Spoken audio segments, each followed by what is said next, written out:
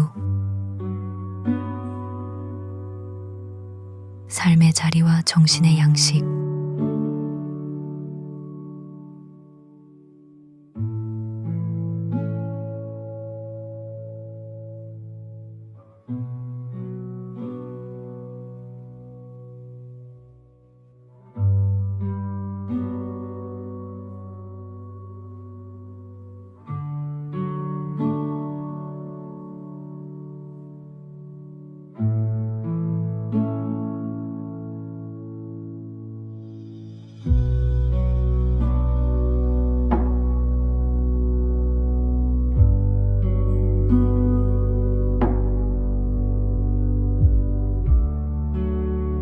내가 머물던 곳, 그리고 삶의 목적.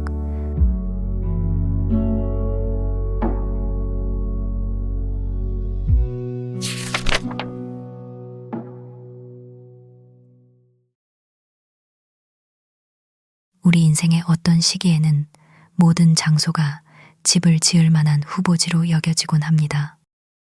나 역시 내가 사는 곳 주변 수십 마일 이내의 모든 지역을 그렇게 답사했습니다. 상상 속에서 나는 그곳의 모든 농장들을 차례로 사들였는데 모두 매물로 나와 있었고 나는 그 가격을 알고 있었기 때문입니다. 나는 농장주들의 부지를 일일이 걸어다니며 그들의 야생 사과를 맛보았고 그들과 농사일에 대해 이야기 나누었으며 마음속으로 그의 가격, 어떤 가격이든 주고 농장을 사서 그에게 저당을 잡혔습니다.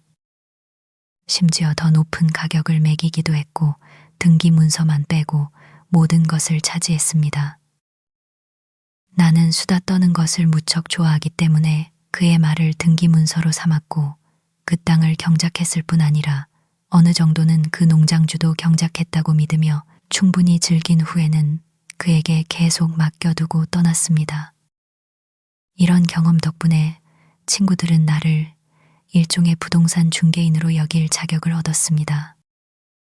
내가 어디에 앉든 그곳이 곧 내가 살 곳이 될 수 있었고 풍경은 그에 따라 나로부터 사방으로 펼쳐졌습니다. 집이라는 것이 대체 무엇입니까? 그저 앉을 자리에 불과하지 않습니까? 시골 자리라면 더 좋을 것입니다. 나는 곧 개발될 것 같지 않은 수많은 집터를 발견했는데 어떤 이들은 마을에서 너무 멀다고 생각했을지 모르지만 내 눈에는 오히려 마을이 그곳에서 너무 멀리 떨어져 있었습니다. 좋아, 저기라면 살 수 있겠다. 나는 말했습니다. 그리고 실제로 나는 그곳에서 1시간 혹은 한여름과 한겨울의 삶을 살았습니다. 세월을 어떻게 흘려보낼지, 겨울을 어떻게 견뎌낼지, 그리고 봄이 오는 것을 어떻게 볼 수 있을지를 깨달았습니다. 앞으로 이 지역에 집을 지을 사람들은 그들이 어디에 집을 두든 간에 내가 이미 그들을 선점했음을 확신해도 좋습니다. 오후 한나절이면 나는 그 땅을 과수원, 숲, 목초지로 나누고 문 앞에 어떤 멋진 참나무나 소나무를 남겨둘지 그리고 어떤 고사목이 가장 잘 보이는 곳에 놓일지를 결정하기에 충분했습니다. 그러고 나서 나는 그 땅을 묵혀두었는데 사람이란 자신이 내버려 둘 수 있는 것들의 수에 비례하여 부유해지기 때문입니다.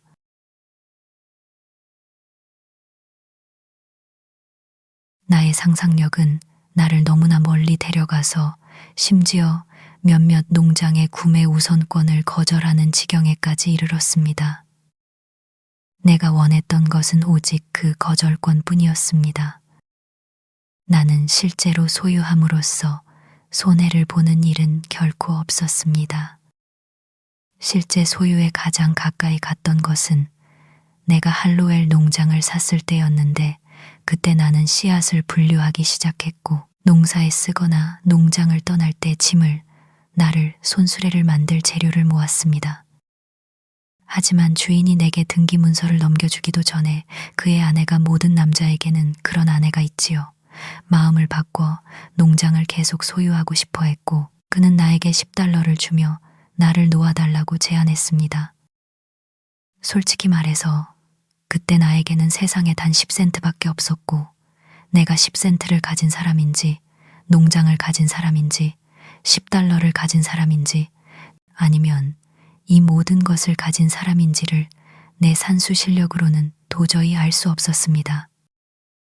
어쨌든 나는 그에게 10달러와 농장 모두를 갖도록 허락했습니다. 나는 이미 그 농장을 충분히 멀리까지 가져갔기 때문입니다. 아니, 너그러워지자면 나는 그 농장을 내가 산 가격 그대로 그에게 팔았고, 그는 부자가 아니었으므로 10달러를 선물로 주었으며, 그러고도 여전히 나의 10센트와 씨앗, 그리고 손수레 재료를 남겼습니다. 나는 이로써 나의 가난함에 아무런 손해를 입히지 않고도 부자였음을 깨달았습니다. 하지만 나는 그 풍경을 보유했고, 그 이후로 매년 손수레 없이도 그 풍경이 내게 안겨주는 것을 수확해오고 있습니다. 풍경에 관하여는 내가 둘러보는 모든 곳의 군주이니 나의 권리를 다툴 자 아무도 없네.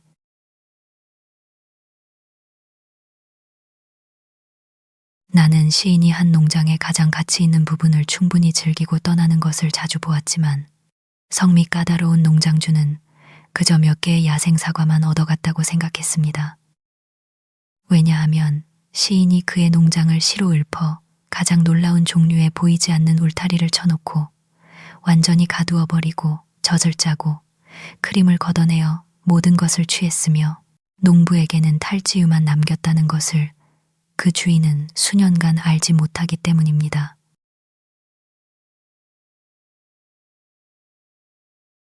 내가 할로웰 농장에서 느꼈던 진정한 매력은 다음과 같습니다.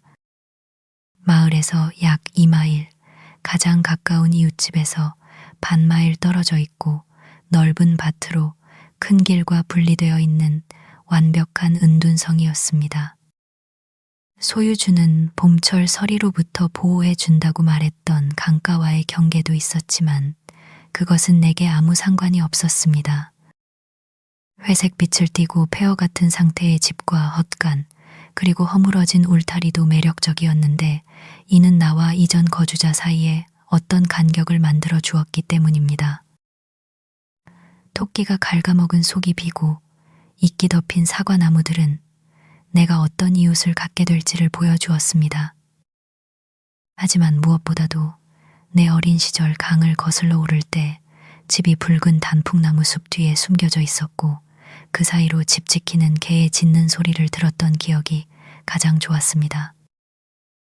나는 서둘러 이 농장을 사려고 했는데, 농장주가 바위를 파내고 속 빈 사과나무를 베어내고 목초지에 돋아난 어린 자작나무를 캐내는 등의 개선 작업을 더 하기 전에 말입니다.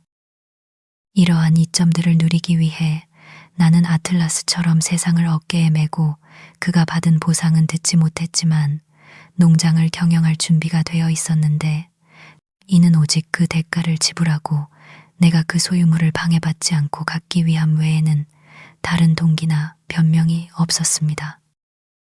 왜냐하면 나는 그 농장을 그대로 내버려 둘 여유만 있다면 내가 원하는 종류의 가장 풍부한 수확을 안겨줄 것임을 처음부터 알고 있었기 때문입니다. 그러나 결과는 앞에서 말한 바와 같이 되었습니다.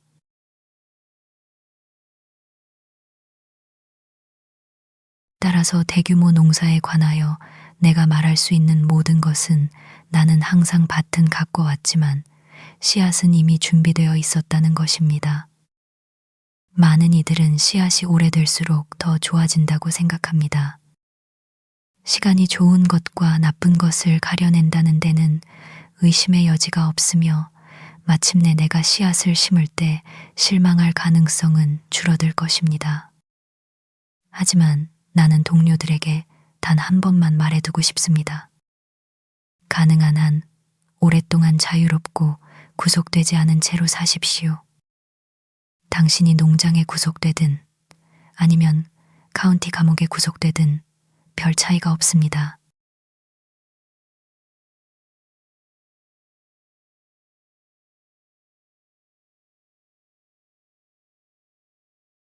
단순한 삶에 대한 성찰.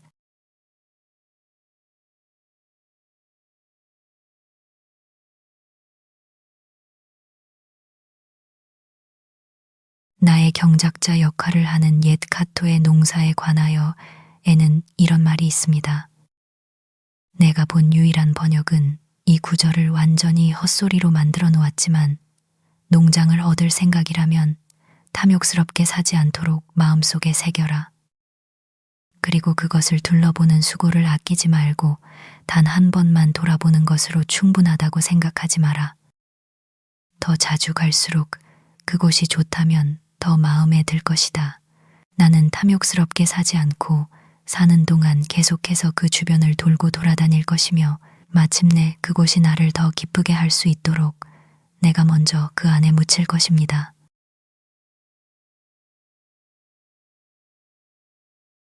이러한 종류의 나의 다음 실험이 바로 현재의 삶이며 나는 이것을 좀 더 자세히 서술하고자 합니다. 편의상 2년의 경험을 1년으로 합치겠습니다. 앞서 말했듯이 나는 낙담의 송가를 쓰려는 것이 아니라 아침에 횃대에 서서 씩씩하게 우는 수탉처럼 힘껏 자랑하고 싶습니다. 단지 이웃 사람들을 깨우기 위해서라도 말입니다.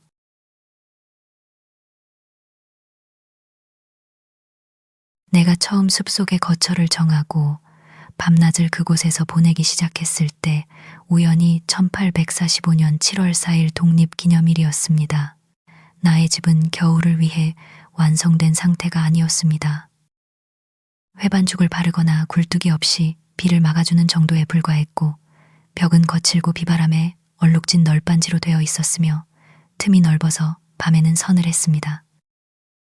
수직으로 세운 흰색 대패질된 기둥과 새로 깎은 문틀 및 창틀은 깨끗하고 시원한 느낌을 주었는데 특히 아침에는 목재들이 이슬에 흠뻑 젖어 정오쯤이면 그들에게서 달콤한 수액이 흘러나올 것만 같았습니다. 내 상상 속에서 이 집은 하루 종일 어느 정도 새벽빛의 특징을 유지했고 전년도에 방문했던 어느 산 꼭대기의 집을 떠올리게 했습니다. 그 집은 공기가 잘 통하고 회반죽이 발라지지 않은 오두막으로 떠돌아다니는 신을 대접하기에 적합했고 여신이 옷자락을 끌고 다닐 수 있을 만한 곳이었습니다. 나의 거처 위를 스쳐 지나가는 바람은 산등성이 위를 휩쓰는 바람과 같았으며 지상의 음악 중에서도 부서진 가락이나 오직 천상의 부분만을 실어 날랐습니다. 아침 바람은 영원히 불어오고 창조의 시는 끊임없이 이어집니다. 그러나 그것을 듣는 귀는 극히 드뭅니다. 올림푸스 산은 어디에서나 이 지구의 바깥 부분일 뿐입니다.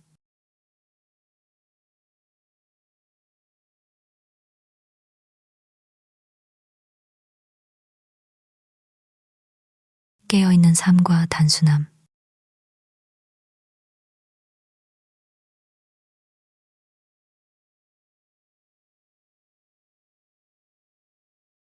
배를 제외하고 내가 이전에 소유했던 유일한 집은 여름철 여행할 때 가끔 사용했던 천막이었는데 이것은 아직도 내 다락방에 말려 있습니다.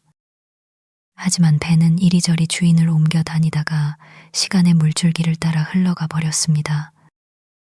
나를 둘러싼 이보다 더 실질적인 은신처를 통해 나는 세상을 향해 정착하는 방향으로 어느 정도 진전을 이루었습니다. 이 가벼운 골격의 집은 내 주변의 일종의 결정체였으며 건축가인 나 자신에게도 영향을 미쳤습니다. 그것은 마치 윤곽선만 있는 그림처럼 무언가를 암시했습니다. 나는 신선한 공기를 마시기 위해 밖으로 나갈 필요가 없었습니다.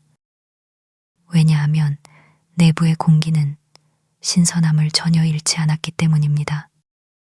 나는 가장 비오는 날씨에도 문 안쪽이라기보다는 문 뒤쪽에 앉아 있었습니다. 하리밤사에 이르기를 새가 없는 거처는 양념 없는 고기와 같다라고 했습니다. 나의 거처는 그렇지 않았으니 나는 갑자기 새들의 이웃이 되었기 때문입니다. 새를 가두어서가 아니라 내가 그들 근처에 나 자신을 가두었기 때문입니다. 나는 흔히 정원과 과수원에 자주 오는 새들뿐만 아니라 마을 사람에게는 거의 또는 전혀 세레나데를 불러주지 않는 숲속의 더 야성적이고 짜릿한 명금들, 즉 산개똥집박귀, 희미한 개똥집박귀, 진홍색 탱거, 들참새, 쏙독새 등 많은 새들의 이웃이 되었습니다.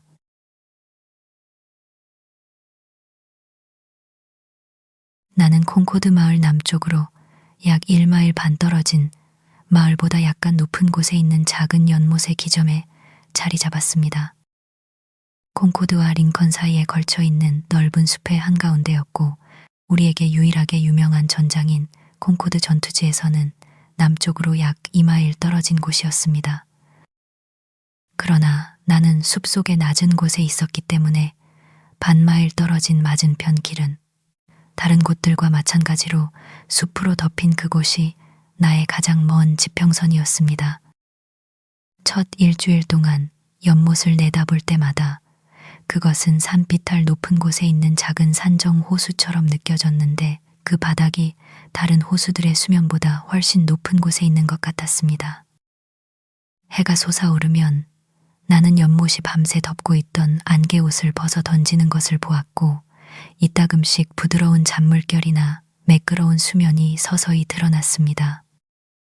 한편 안개는 마치 유령처럼 밤샘 지폐가 해산될 때처럼 사방으로 숲속으로 은밀히 물러났습니다.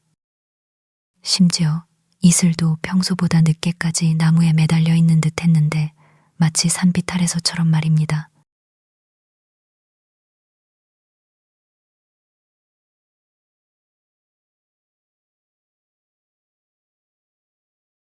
삶의 본질을 찾아서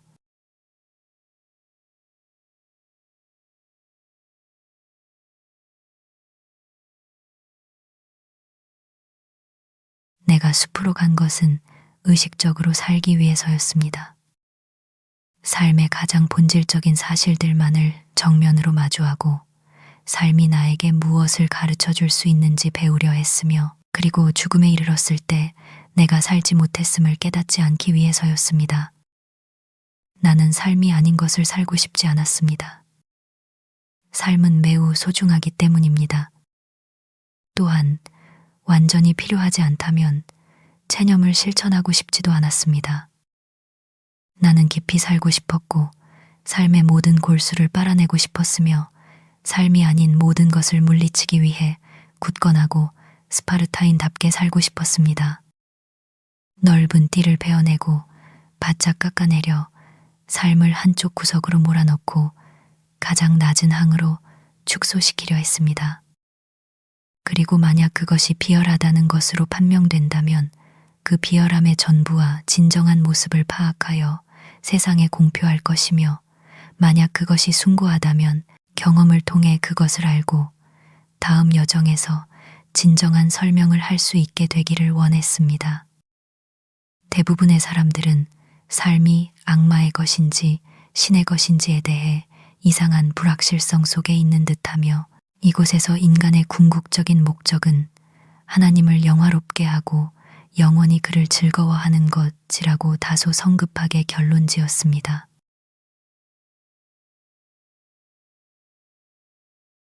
우리는 여전히 개미처럼 비열하게 살고 있습니다. 비록 우화가 우리가 오래전에 인간으로 변했다고 말해주지만 말입니다. 난쟁이처럼 학과 싸우고 있습니다.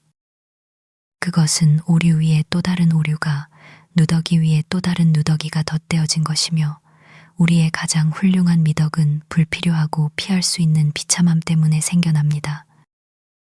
우리의 삶은 사소한 것들에 의해 조각조각 부서지고 있습니다. 정직한 사람은 손가락 10개만 세면 될 것이고 극단적인 경우에는 발가락 10개를 더하고 나머지는 뭉뚱그리면 될 것입니다. 단순함, 단순함, 단순함. 나는 말합니다. 당신의 일을 100개나 1000개가 아니라 2~3개로 만드십시오. 100만 대신에 반다스를 세고 당신의 회개를 엄지손톱 위에 기록하십시오. 문명화된 삶이라는 이 격렬하게 요동치는 바다 한가운데서 수많은 구름과 폭풍, 모래톱, 그리고 고려해야 할 1000가지가 넘는 사소한 일들이 있어서 침몰하여 완전히 바닥으로 가라앉지 않고 목적지에 도달하려면 인간은 추측 항법으로 살아야 합니다. 그리고 성공하는 사람은 실로 위대한 계산가일 것입니다. 단순화하십시오. 단순화하십시오. 하루 3끼 대신 필요하다면 한 끼만 먹고 100가지 요리 대신 5가지로 줄이며 다른 것들도 그 비율에 맞춰 줄이십시오. 우리의 삶은 독일 연방과 같아서 국경이 끊임없이 변동하는 작은 주들로 이루어져 있어 심지어 독일 사람조차도 어떤 순간에 그 경계가 어떻게 되는지 말해줄 수 없습니다. 국가 자체가 그 모든 소위 내부 계량이라는 것들, 그것들은 모두 외적인 것이고 피상적인 것에 불과합니다. 과 함께 이 땅의 수백만 가구와 마찬가지로 다루기 힘들고 지나치게 커진 조직이며 가구들로 어질러져 있고 스스로 설치한 덫에 걸려 넘어지며 사치와 부주의한 지출, 계산의 부족과 가치 있는 목표의 결핍으로 망가지고 있습니다. 이와 같은 국가나 가정을 위한 유일한 치료법은 엄격한 절약과 스파르타인보다 더한 삶의 단순함과 목표의 고결함에 있습니다. 너무 빨리 살고 있는 것입니다. 사람들은 국가가 상업을 하고 얼음을 수출하고 전신으로 이야기하며 시속 30마일로 달리는 것이 본질적이라고 생각합니다. 그들이 그렇게 하든 안 하든 의심의 여지 없이 말입니다. 하지만 우리가 개코 원숭이처럼 살아야 할지 사람처럼 살아야 할지는 약간 불확실합니다. 우리가 침묵을 깔고 레일을 단조하며 밤낮으로 일하는 데 전념하지 않고 우리의 삶을 개선하기 위해 수선하는 데 시간을 쓴다면 누가 철도를 건설할까요? 그리고 철도가 건설되지 않는다면 우리는 어떻게 제때에 천국에 도착할까요? 하지만 우리가 집에 머물면서 우리 자신의 일을 돌본다면 누가 철도를 필요로 할까요? 우리가 철도를 타는 것이 아니라 철도가 우리 위에 타고 있습니다. 여러분은 철도 밑에 깔린 그 침묵들이 무엇인지 생각해 본 적이 있습니까? 각각은 사람, 아일랜드 사람이나 양키 사람입니다. 레일은 그들 위에 놓이고 그들은 모래로 덮여 있으며 기차는 그들 위를 부드럽게 달립니다. 그들은 정말 깊이 잠든 사람들입니다. 그리고 몇 년마다 새 침묵 한 무리가 깔리고 짓밟힙니다. 그러므로 어떤 사람들은 레일 위를 타는 즐거움을 누리는 반면 다른 사람들은 짓밟히는 불행을 겪는 것입니다. 그리고 그들이 잠결에 걷는 사람, 잘못된 위치에 있는 여분의 침묵을 덮쳐 깨울 때 그들은 갑자기 기차를 멈추고 마치 이것이 예외적인 일인 양소란을 피웁니다. 나는 매 5마일마다 한 무리의 인부가 침묵들을 제자리에 깔고 수평을 유지해야 한다는 것을 알게 되어 기쁩니다. 왜냐하면 이것은 그들이 언젠가 다시 일어날 수도 있다는 신호이기 때문입니다.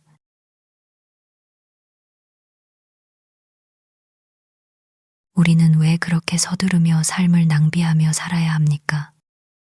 우리는 배고프기 전에 굶주리기로 작정한 사람들입니다. 사람들은 한 땀의 바느질이 9땀을 던다고 말하며 그래서 내일 9땀을 아끼기 위해 오늘 1000땀을 바느질합니다. 일에 관해서는 우리에게는 중요한 일은 하나도 없습니다. 우리는 성비투스 무도병에 걸렸고 도저히 머리를 가만히 둘 수 없습니다. 마치 불이 난 것처럼 종을 울리지 않고 교회의 종주를 몇 번 당기기만 한다면 오늘 아침 그렇게도 많은 약속을 핑계로 댔던 콩코드 외곽의 농장 사람들 중 거의 모두, 아니 소년이나 여인까지도 모든 것을 버리고 그 소리를 따라올 것입니다. 주로 불길로부터 재산을 구하기 위해서가 아니라 솔직히 고백하자면 불타야 할 것이라면 불타는 것을 보기 위해서입니다. 우리 때문이 아니라는 것을 알리고 만약 불을 끄는 것이 멋지게 이루어진다면 그것을 끄는 것을 보고 참여하기 위해서입니다. 설령 그것이 교회의 건물 자체라고 해도 말입니다.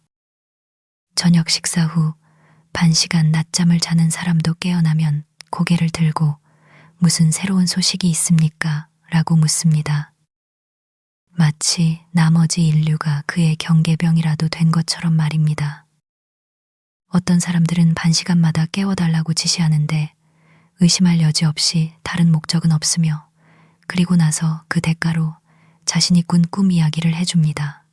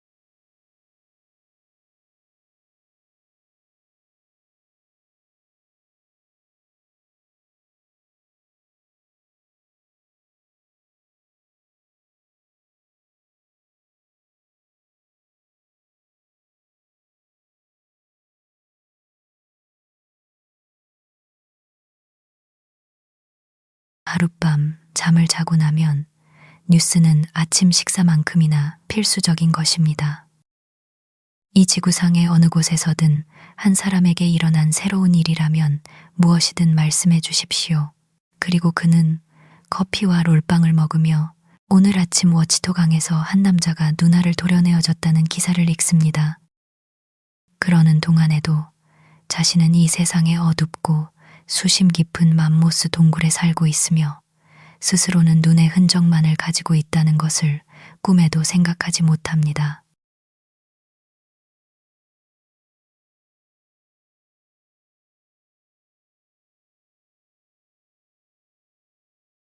뉴스와 현실.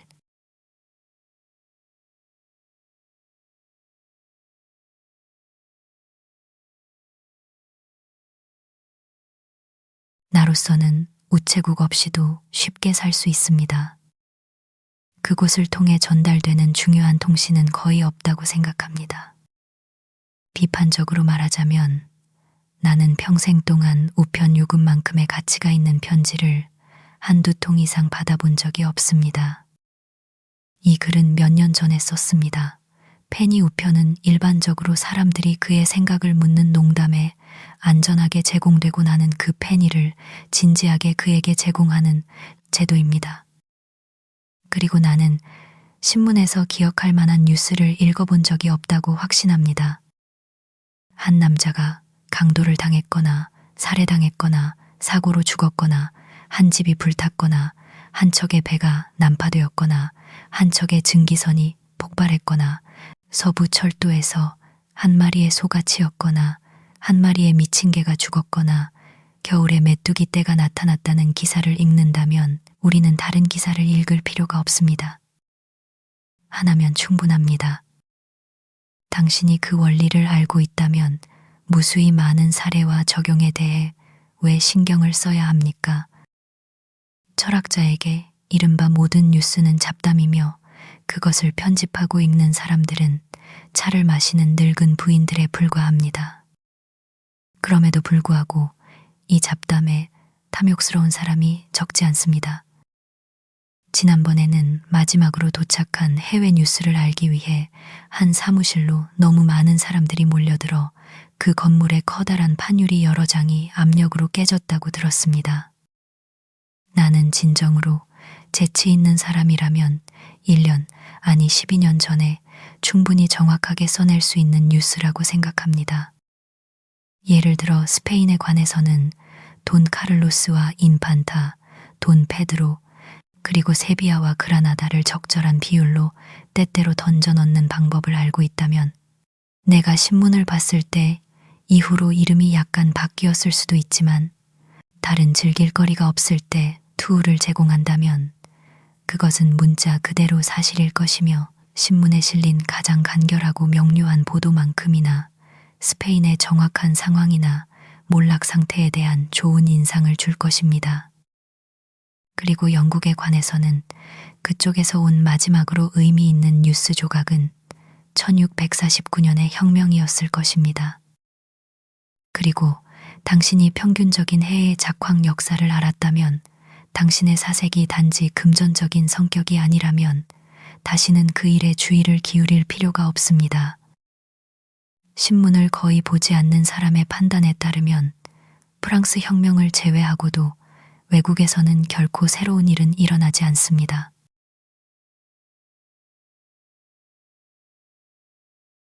무슨 뉴스란 말입니까? 결코 낡지 않았던 그것이 무엇인지 아는 것이 훨씬 더 중요합니다. 웨이나라의 고위 관리 키우, 해유가 공자에게 사람을 보내 그의 소식을 물었습니다. 공자는 사자를 그의 근처에 앉히고 이런 말로 질문했습니다. 당신의 주인은 무엇을 하고 있습니까? 사자는 공손하게 대답했습니다. 저의 주인은 자신의 실수를 줄이고자 하지만 끝을 낼 수 없습니다. 사자가 떠나자 철학자는 말했습니다. 얼마나 훌륭한 사자인가. 얼마나 훌륭한 사자인가. 설교자는 한 주를 잘못 보낸 끝에 맞이하는 그들의 안식일, 일요일은 잘못 보낸 한 주의 적절한 결론일 뿐 새로운 한 주의 신선하고 용감한 시작이 아닙니다. 이 한 줄짜리 지루한 설교로 졸린 농부들의 귀를 괴롭히는 대신 천둥 같은 목소리로 외쳐야 합니다. 멈춰. 정지. 왜 겉으로는 그렇게 빠르지만 실제로는 치명적으로 느린가?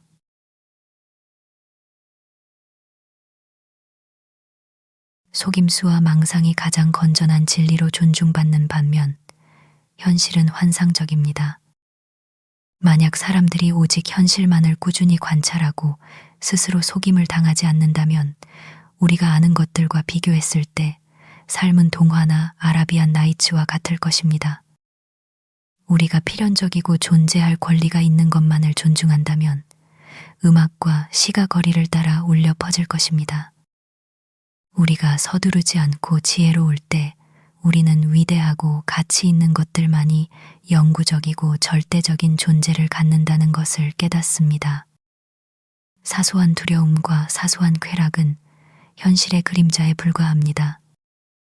이것은 언제나 활기차고 숭고합니다. 눈을 감고 잠들어 겉모습에 속는 것에 동의함으로써 사람들은 도처에 순전히 환상적인 기반 위에 세워진 일상적인 관습과 습관의 삶을 확립하고 확인합니다. 삶을 노는 아이들은 그것을 가치 있게 살지 못하고 경험, 즉 실패를 통해 자신이 더 현명하다고 생각하는 어른들보다 그 삶의 진정한 법칙과 관계를 더 명확하게 파악합니다. 나는 힌두교 책에서 다음과 같은 이야기를 읽었습니다. 어떤 왕자가 유아기에 고향에서 쫓겨나 숲속에서 자라나 그 상태에서 성인이 되어 자신이 함께 사는 야만적인 종족에 속한다고 상상했습니다. 그의 아버지의 신하 중 한 명이 그를 발견하고 그가 누구인지를 밝혀주자 그의 성격에 대한 오해가 제거되었고 그는 자신이 왕자임을 알게 되었습니다. 마찬가지로 영혼도 힌두 철학자는 계속합니다. 그것이 노인 환경 때문에 자신의 본래 모습을 착각하다가 어떤 성스러운 스승에 의해 진실이 밝혀지면 자신이 브라흐마임을 알게 됩니다. 나는 우리 뉴잉글랜드 주민들이 우리가 살고 있는 이 비열한 삶을 사는 것은 우리의 시야가 사물의 표면을 꿰뚫지 못하기 때문임을 깨닫습니다. 우리는 보이는 것이 곧 그것이라고 생각합니다. 한 남자가 이 마을을 걸어 다니면서 오직 현실만을 본다면 밀댐은 어디로 사라질까요? 그가 그곳에서 목격한 현실에 대해 우리에게 설명한다면 우리는 그의 설명 속에서 그 장소를 알아보지 못할 것입니다. 집회소, 법원, 감옥, 상점 또는 주택을 바라보고 진정한 시선 앞에서 그 물건이 실제로 무엇인지를 말해 보십시오. 그러면 그들은 모두 당신의 설명 속에서 산산조각 날 것입니다. 사람들은 진실을 시스템의 가장자리, 가장 먼 별 뒤, 아담 이전, 그리고 마지막 사람 이후에 먼 곳에 있다고 여깁니다. 영원 속에는 실로 진실되고 숭고한 것이 있습니다. 하지만 이 모든 시간과 장소와 기회는 지금 여기에 있습니다. 하나님 자신도 현재의 순간의 절정에 달하며 모든 세월이 흘러도 지금보다 더 신성하지는 않을 것입니다. 그리고 우리는 우리를 둘러싼 현실이 끊임없이 주입되고 흠뻑 적셔짐으로써만 숭고하고 고귀한 것을 전혀 이해할 수 있게 됩니다. 우주는 우리의 개념에 끊임없이 그리고 순종적으로 응답합니다. 우리가 빨리 여행하든 느리게 여행하든 철로는 우리를 위해 깔려 있습니다. 그렇다면 우리의 삶을 구상하는 데 보내도록 합시다. 시인이나 예술가가 아무리 공정하고 고귀한 디자인을 가졌더라도 적어도 그의 후손 중 일부는 그것을 성취할 수 있었습니다.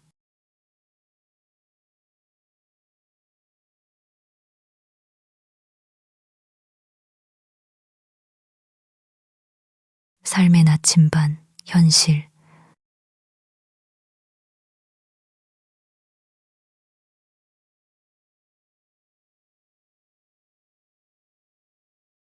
자연처럼 의식적으로 하루를 보내도록 합시다.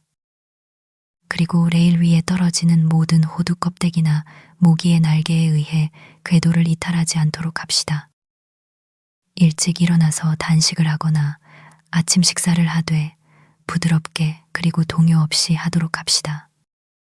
사람들이 오고 가게 하고 종이 울리고 아이들이 울게 놔두되 하루를 충실히 보내기로 결심합시다. 왜 우리는 굴복하고 물결을 따라가야 합니까?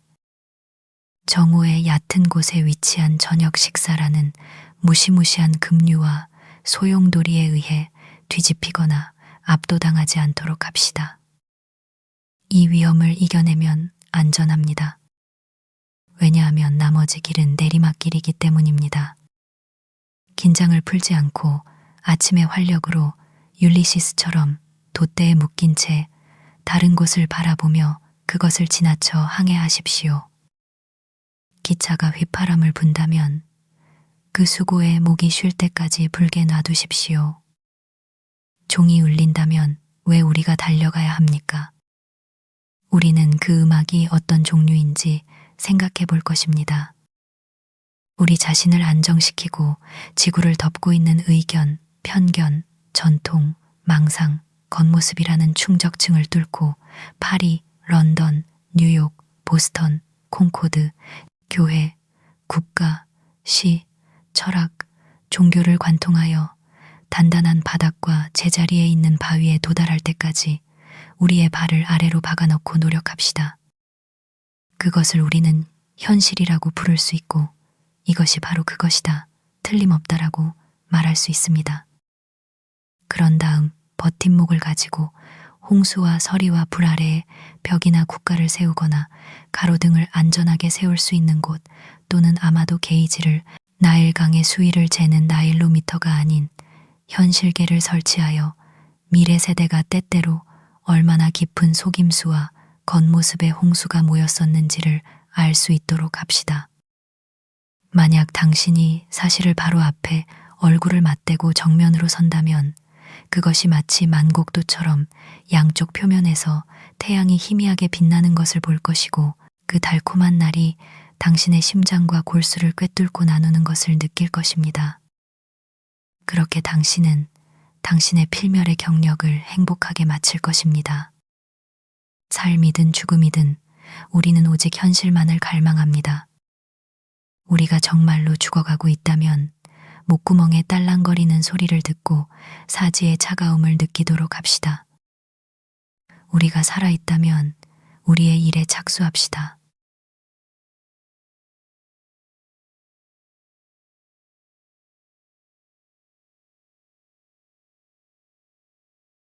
시간과 영원.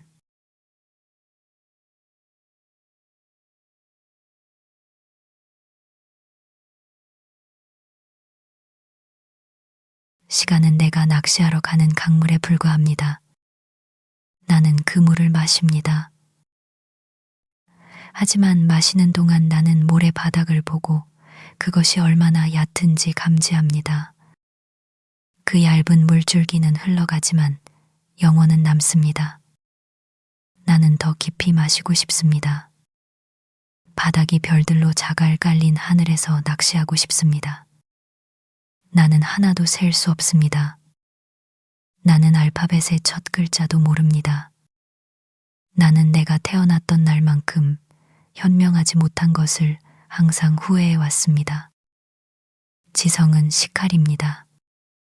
그것은 사물의 비밀 속으로 분별하고 길을 갈라 나아갑니다. 나는 필요한 것 이상으로 손을 바쁘게 하고 싶지 않습니다. 나의 머리가 곧 손과 발입니다.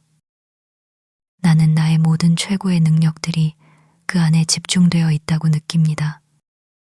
나의 본능은 나의 머리가 일부 동물들이 코와 앞발을 사용하는 것처럼 땅을 파는 기관이라고 말합니다.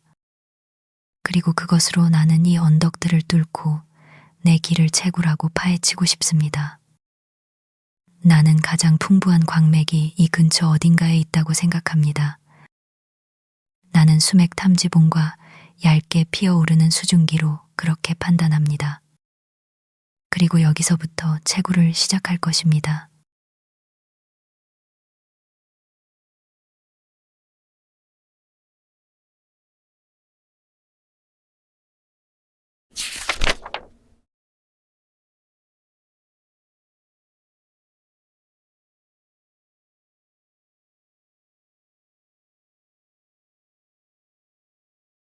독서.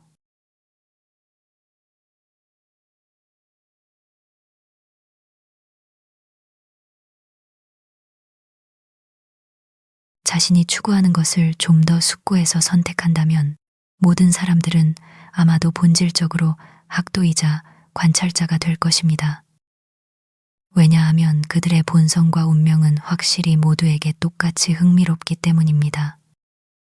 우리 자신이나 후손을 위해 재산을 축적하거나 가족이나 국가를 세우거나 심지어 명성을 얻는 일에 있어서 우리는 필멸의 존재입니다. 하지만 진실을 다룰 때 우리는 불멸이며 어떤 변화나 사고도 두려워할 필요가 없습니다. 가장 오래된 이집트나 힌두 철학자가 신성한 조각상에 씌워진 베일의 한 귀퉁이를 들어 올렸습니다. 그리고 여전히 그 떨리는 옷자락은 들려진 채로 남아있으며 나는 그가 보았던 것과 똑같이 신선한 영광을 응시합니다. 왜냐하면 그때 그토록 대담했던 것은 그 안에 있던 나였고 지금 그 환상을 재조명하는 것은 내 안에 있는 그이기 때문입니다. 그 옷자락에는 먼지가 쌓이지 않았습니다. 그 신성이 드러난 이후로 시간은 흐르지 않았습니다. 우리가 진정으로 향상시키는 또는 향상시킬 수 있는 그 시간은 과거도 현재도 미래도 아닙니다.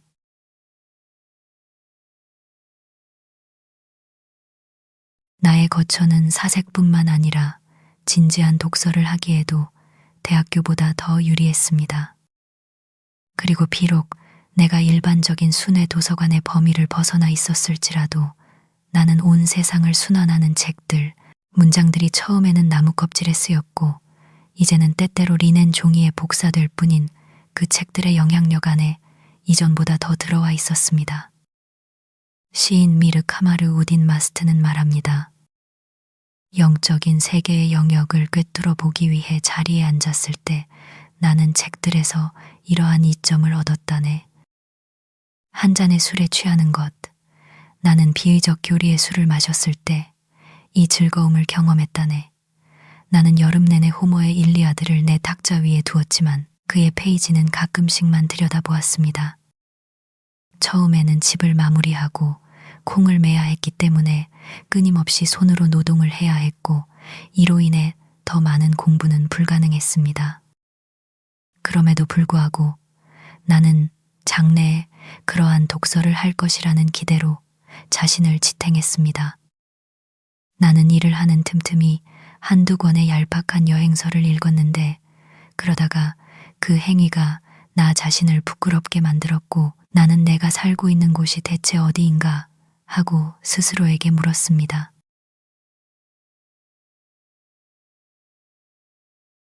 학생은 호모나 아이스킬로스를 그리스어로 읽어도 방탕하거나 사치에 빠질 위험이 없습니다. 왜냐하면 이는 그가 어느 정도 그들의 영웅들을 본받고 아침 시간을 그들의 페이지에 봉헌한다는 것을 의미하기 때문입니다. 영웅적인 책들은 비록 우리의 모국어 문자로 인쇄된다 하더라도 타락한 시대에게는 언제나 죽은 언어일 것입니다. 우리는 각 단어와 행의 의미를 힘겹게 찾아야 하며 우리가 가진 지혜와 용기, 관대함으로부터 통상적인 사용이 허용하는 것보다 더 큰 의미를 추측해야 합니다. 현대의 값싸고 다산적인 인쇄술은 모든 번역본들과 함께 우리를 고대 영웅적인 작가들에게 더 가까이 데려가는데 거의 기여하지 못했습니다. 그들은 여전히 고독해 보이며 그들이 인쇄된 문자는 예나 지금이나 희귀하고 진귀해 보입니다. 거리의 진부함에서 벗어나 영원한 암시와 자극이 될 고대 언어의 몇몇 단어만 배운다 해도 젊은 시절의 소중한 나날과 값비싼 시간을 들일 가치가 있습니다. 농부가 자신이 들었던 몇 안 되는 라틴어 단어를 기억하고 반복하는 것이 헛되지 않습니다. 사람들은 때때로 고전 연구가 결국 더 현대적이고 실용적인 연구에 자리를 내줄 것처럼 말하지만 모험적인 학생은 그것이 어떤 언어로 쓰였든 얼마나 고대이든 상관없이 언제나 고전을 연구할 것입니다. 고전이란 대체 무엇입니까? 그것은 바로 인간의 가장 고귀한 기록된 생각들이 아닙니까? 그것들은 쇠퇴하지 않은 유일한 신탁이며 델피와 도도나가 결코 주지 않은 가장 현대적인 질문에도 답이 그 안에 있습니다. 자연이 오래되었다는 이유로 우리가 자연을 연구하는 것을 생략하는 것과 마찬가지입니다. 잘 읽는다는 것, 즉 진정한 책을 진정한 정신으로 읽는다는 것은 고귀한 수련이며 그 시대의 관습이 존중하는 어떤 수련보다도 독자에게 더 많은 노력을 요구할 것입니다. 그것은 운동선수들이 겪었던 훈련, 거의 전 생애를 이 목표에 바치는 꾸준한 의지를 필요로 합니다. 책은 그것이 쓰였을 때만큼이나 신중하고 조심스럽게 읽어야 합니다. 그것이 쓰인 민족의 언어를 말할 수 있는 것만으로는 충분하지 않습니다. 왜냐하면 구어와 문어, 귀로 들리는 언어와 읽히는 언어 사이에는 기억할 만한 간격이 있기 때문입니다. 전자는 보통 일시적이고 소리, 혀, 단지 방언에 불과하며 거의 짐승과 같아서 우리는 짐승들처럼 어머니에게서 무의식적으로 배웁니다. 후자는 그것의 성숙함과 경험입니다. 만약 전자가 우리의 모국어라면 후자는 우리의 부어이며 귀로 듣기에는 너무나 의미심장한 신중하고 선별된 표현이므로 우리가 그것을 말하기 위해서는 다시 태어나야 합니다. 중세에 단순히 그리스어와 라틴어를 말했던 수많은 사람들은 태어났다는 우연만으로는 그 언어로 쓰인 천재들의 작품을 읽을 자격이 없었습니다. 왜냐하면 이 작품들은 그들이 알던 그리스어나 라틴어로 쓰인 것이 아니라 문학에 선별된 언어로 쓰였기 때문입니다. 그들은 그리스와 로마의 더 고귀한 방언을 배우지 못했고 오히려 그 책들이 쓰인 바로 그 재료들은 그들에게 쓸모없는 종이에 불과했으며 그들은 대신 값싼 당대의 문학을 소중히 여겼습니다. 그러나 유럽의 여러 민족이 그들 자신의 성장하는 문학의 목적에 충분한, 비록 거칠지만 뚜렷한 문어를 습득했을 때 비로소 학문이 부활했으며 학자들은 그 멀리 떨어진 곳에서 고대의 보물들을 분별할 수 있게 되었습니다. 로마와 그리스의 대중이 들을 수 없었던 것을 수많은 세월이 흐른 뒤 소수의 학자들이 읽었으며 지금도 오직 소수의 학자들만이 그것을 읽고 있습니다.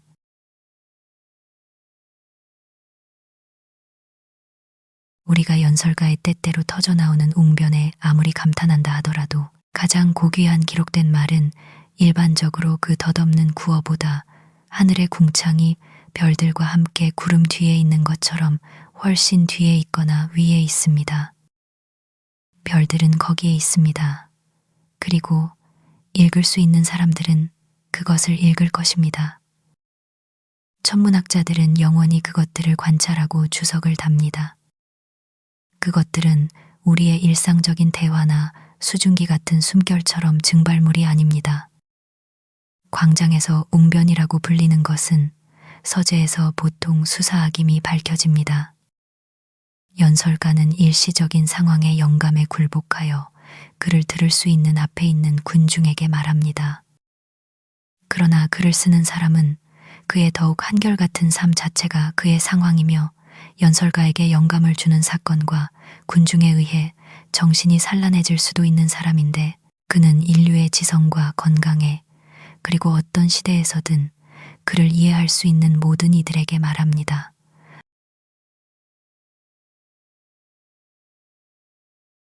알렉산더 대왕이 원정길에 일리아드를 귀한 상자에 넣어 가지고 다닌 것은 놀라운 일이 아닙니다. 기록된 말은 가장 귀한 유물입니다. 그것은 다른 어떤 예술 작품보다도 우리에게 더욱 친밀하면서도 더 보편적인 무언가입니다. 그것은 삶 자체에 가장 가까운 예술 작품입니다. 그것은 모든 언어로 번역될 수 있으며 읽힐 뿐만 아니라 모든 인간의 입에서 실제로 숨 쉬어질 수 있습니다. 단순히 캔버스나 대리석으로 표현되는 것이 아니라 생명의 숨결 자체로 조각될 수 있습니다. 고대인의 생각의 상징이 현대인의 말이 됩니다. 2000번의 여름은 그리스 문학의 기념비들에 마치 그들의 대리석처럼 단지 더욱 성숙하고 황금빛이며 가을의 색조만을 부여했습니다. 왜냐하면 그들은 그들 자신의 고요하고 천상의 분위기를 모든 땅으로 가져가서 시간의 부식으로부터 자신들을 보호했기 때문입니다. 책은 세상의 귀중한 보물이자 세대와 국가들의 합당한 유산입니다. 가장 오래되고 가장 훌륭한 책들은 모든 오두막의 선반 위에 자연스럽고 당연하게 서 있어야 합니다. 그들에게는 호소해야 할 자체적인 이유가 없지만 그들이 독자를 깨우치고 지탱하는 한 독자의 상식은 그들을 거부하지 않을 것입니다. 그들의 저자들은 모든 사회에서 자연스럽고 거부할 수 없는 귀족 계층이며 왕이나 황제보다 더 큰 영향력을 인류에게 미칩니다. 배우지 못했고 아마도 경멸적인 상인이 기업과 근면으로 그토록 갈망하던 여가와 독립을 얻어 부와 유행의 사교계에 받아들여졌을 때 그는 결국 필연적으로 그보다 더 높지만 여전히 접근하기 어려운 지성과 천재의 영역으로 눈을 돌리게 됩니다. 그리고 그는 오직 자신의 교양의 불완전함과 자신의 모든 부의 헛됨과 불충분함을 느낄 뿐이며 자신이 그토록 절실히 느끼는 교양의 결핍을 채우기 위해 자녀들에게 지적인 교양을 확보해 주려는 노력을 통해 자신의 분별력을 더욱 입증합니다. 그리고 이처럼 그는 가문의 창시자가 됩니다.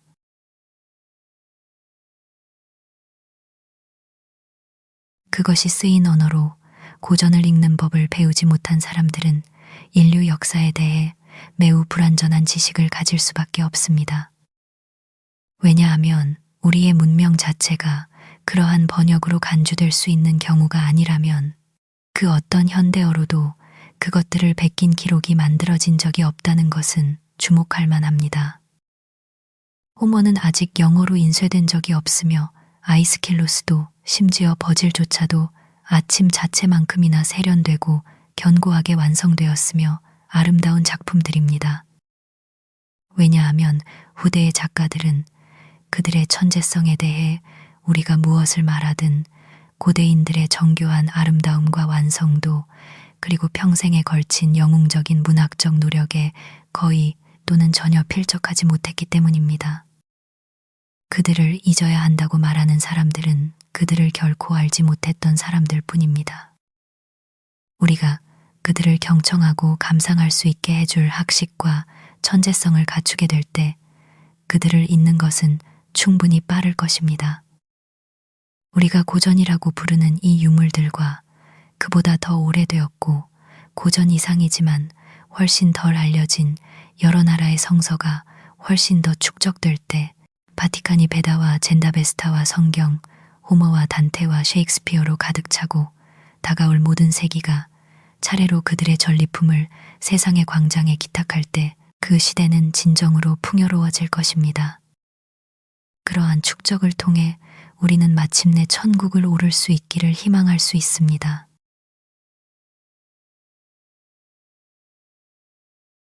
위대한 시인들의 작품은 인류에 의해 아직 진정으로 읽힌 적이 없습니다. 왜냐하면 오직 위대한 시인만이 그것들을 읽을 수 있기 때문입니다. 그들은 대중이 별을 읽는 것처럼 기껏해야 점성술적으로 읽었을 뿐 천문학적으로는 읽지 않았습니다. 대부분의 사람들은 하찮은 편의를 위해 읽는 법을 배웠습니다. 마치 장부 정리를 하고 무역에서 속지 않기 위해 계산하는 법을 배운 것처럼 말입니다. 그러나 고귀한 지적 수련으로서의 독서에 대해서는 거의 또는 전혀 알지 못합니다. 하지만 이것만이 높은 의미의 독서입니다. 사치처럼 우리를 달래고 그동안 고귀한 능력들을 잠재우는 독서가 아니라 우리가 발끝으로 서서 읽어야 하고 가장 기민하고 깨어있는 시간을 바쳐야 하는 독서 말입니다.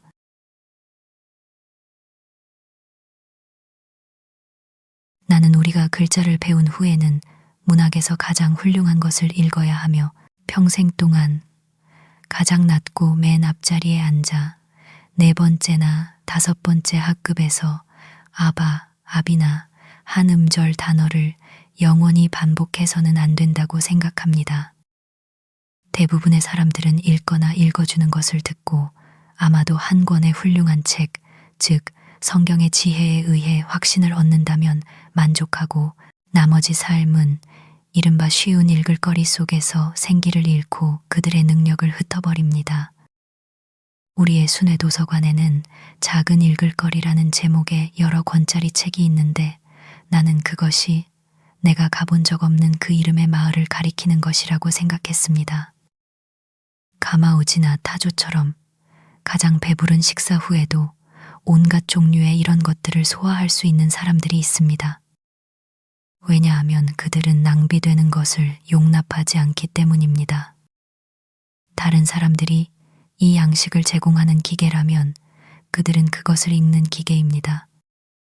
그들은 제불론과 세프로니아에 대한 9,000번째 이야기를 읽습니다. 그들이 어떻게 이전에 아무도 사랑하지 않았던 것처럼 사랑했는지, 그리고 그들의 진정한 사랑의 여정이 순탄하지 않았는지는 말할 것도 없이 어쨌든 그 사랑이 어떻게 달리고 넘어지고 다시 일어나서 계속되었는지, 한 불운한 사람이 어떻게 종탑 꼭대기에 올라갔는지 종탑 근처에도 가지 않았더라면 더 좋았을 사람에 대해 읽습니다.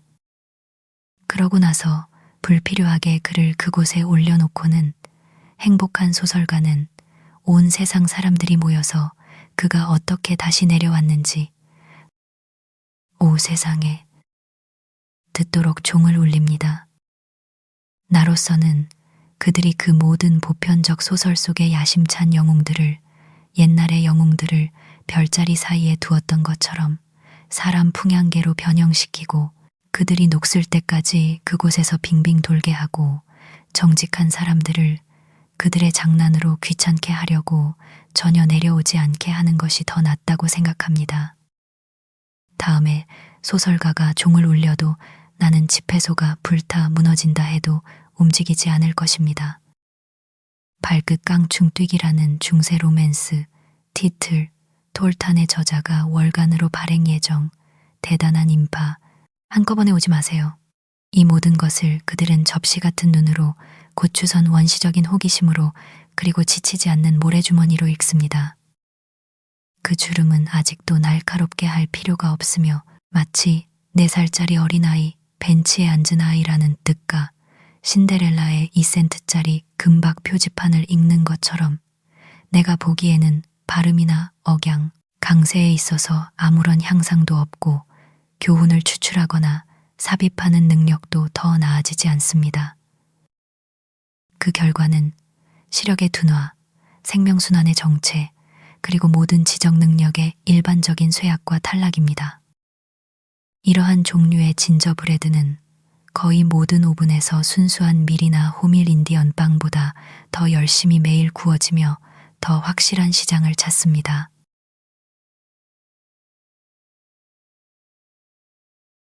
가장 훌륭한 책들은 소위 좋은 독자라고 불리는 사람들조차도 읽지 않습니다. 우리 콩코드의 문화는 어느 정도입니까? 이 마을에는 몇몇 예외를 제외하고 모든 사람이 읽고 철자를 쓸 수 있는 영어 문학에서조차도 가장 훌륭한 책이나 매우 좋은 책에 대한 취향이 없습니다. 심지어 이곳과 다른 곳의 대학 교육을 받은 소위 교양 있는 사람들도 실제로 영국 고전에 대해 거의 또는 전혀 알지 못합니다. 그리고 기꺼이 알고자 하는 모든 사람이 접근할 수 있는 인류의 기록된 지혜, 즉 고전과 성서에 관해서는 그들과 친숙해지려는 노력은 어디에서도 가장 미약하게 이루어집니다. 저는 중년의 한 나무꾼을 아는데 그는 뉴스를 위해서는 아니라고 말하며 그 이상이라고 하면서 자신의 실력을 유지하기 위해 프랑스 신문을 봅니다. 그는 태어날 때 캐나다인이었기 때문입니다. 그리고 제가 그에게 이 세상에서 할 수 있는 가장 좋은 일이 무엇이라고 생각하느냐고 물었을 때 그는 이것 외에 자신의 영어를 유지하고 늘리는 것이라고 말합니다. 이것이 대학 교육을 받은 사람들이 일반적으로 하거나 하고자 열망하는 것의 전부이며 그들은 그 목적을 위해 영어 신문을 봅니다. 아마도 가장 훌륭한 영어책 중 하나를 읽고 막 온 사람은 그 책에 대해 대화할 수 있는 사람이 얼마나 될까요? 혹은 그가 소위 문맹자들에게조차 칭찬이 익숙한 그리스어나 라틴어 고전을 원문으로 읽고 왔다고 가정해 봅시다. 그는 이야기할 사람을 전혀 찾지 못하고 그것에 대해 침묵해야 할 것입니다. 사실 우리 대학의 교수들조차도 그 언어의 어려움을 통달했다 하더라도 그리스 시인의 재치와 시의 어려움을 그에 비례하여 통달하고 기민하고 영웅적인 독자에게 전달할 수 있는 공감 능력을 가진 사람은 거의 없습니다. 그리고 인류의 신성한 경전, 즉 성서에 관해서는 이 마을에서 누가 저에게 그 제목이라도 말해줄 수 있습니까? 대부분의 사람들은 히브리인 외에 다른 민족이 경전을 가졌다는 사실조차 모릅니다. 어떤 사람이라도 누구라도 은화 하나를 주우려고 상당한 거리를 돌아갈 것입니다. 하지만 여기 고대 현자들이 말했고 후대의 모든 현자들이 그 가치를 확신시켜준 황금 같은 말이 있습니다. 그런데도 우리는 쉬운 읽을거리, 즉 초급 교재와 교과서까지만 읽는 법을 배우고 학교를 떠날 때는 소년들과 초보자들을 위한 작은 읽을거리와 이야기책만 읽습니다. 그리고 우리의 독서, 우리의 대화, 그리고 우리의 생각은 모두 난쟁이나 인형에게나 걸맞은 매우 낮은 수준에 머물러 있습니다.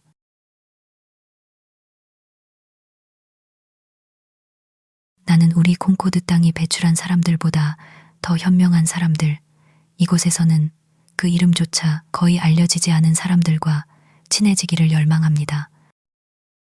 혹은 내가 플라톤의 이름을 듣고도 그의 책을 읽지 않을 것입니까? 마치 플라톤이 나의 마을 사람인데 내가 그를 한 번도 보지 못한 것처럼 나의 옆집 이웃인데 그의 말을 한 번도 듣거나 그의 지혜로운 말에 주의를 기울이지 않은 것처럼 말입니다. 하지만 실제로 어떻습니까? 그의 불멸적인 내용이 담긴 대화편은 바로 옆 선반에 놓여 있는데 나는 아직도 그것을 읽지 않았습니다. 우리는 교양이 부족하고 저급한 삶을 살며 무식합니다. 그리고 이 점에 있어서 나는 전혀 읽을 수 없는 나의 마을 사람의 무식함과 오직 어린이와 미약한 지성을 위한 것만을 읽을 줄 아는 사람의 무식함 사이에 아주 넓은 구별을 두지 않음을 고백합니다. 우리는 고대의 현인들만큼 훌륭해야 하지만 부분적으로는 먼저 그들이 얼마나 훌륭했는지 알면서 그렇게 되어야 합니다. 우리는 작은 사람들의 종족이며 우리의 지적 비상은 일간 신문의 칼럼보다 조금도 높이 날아오르지 못합니다.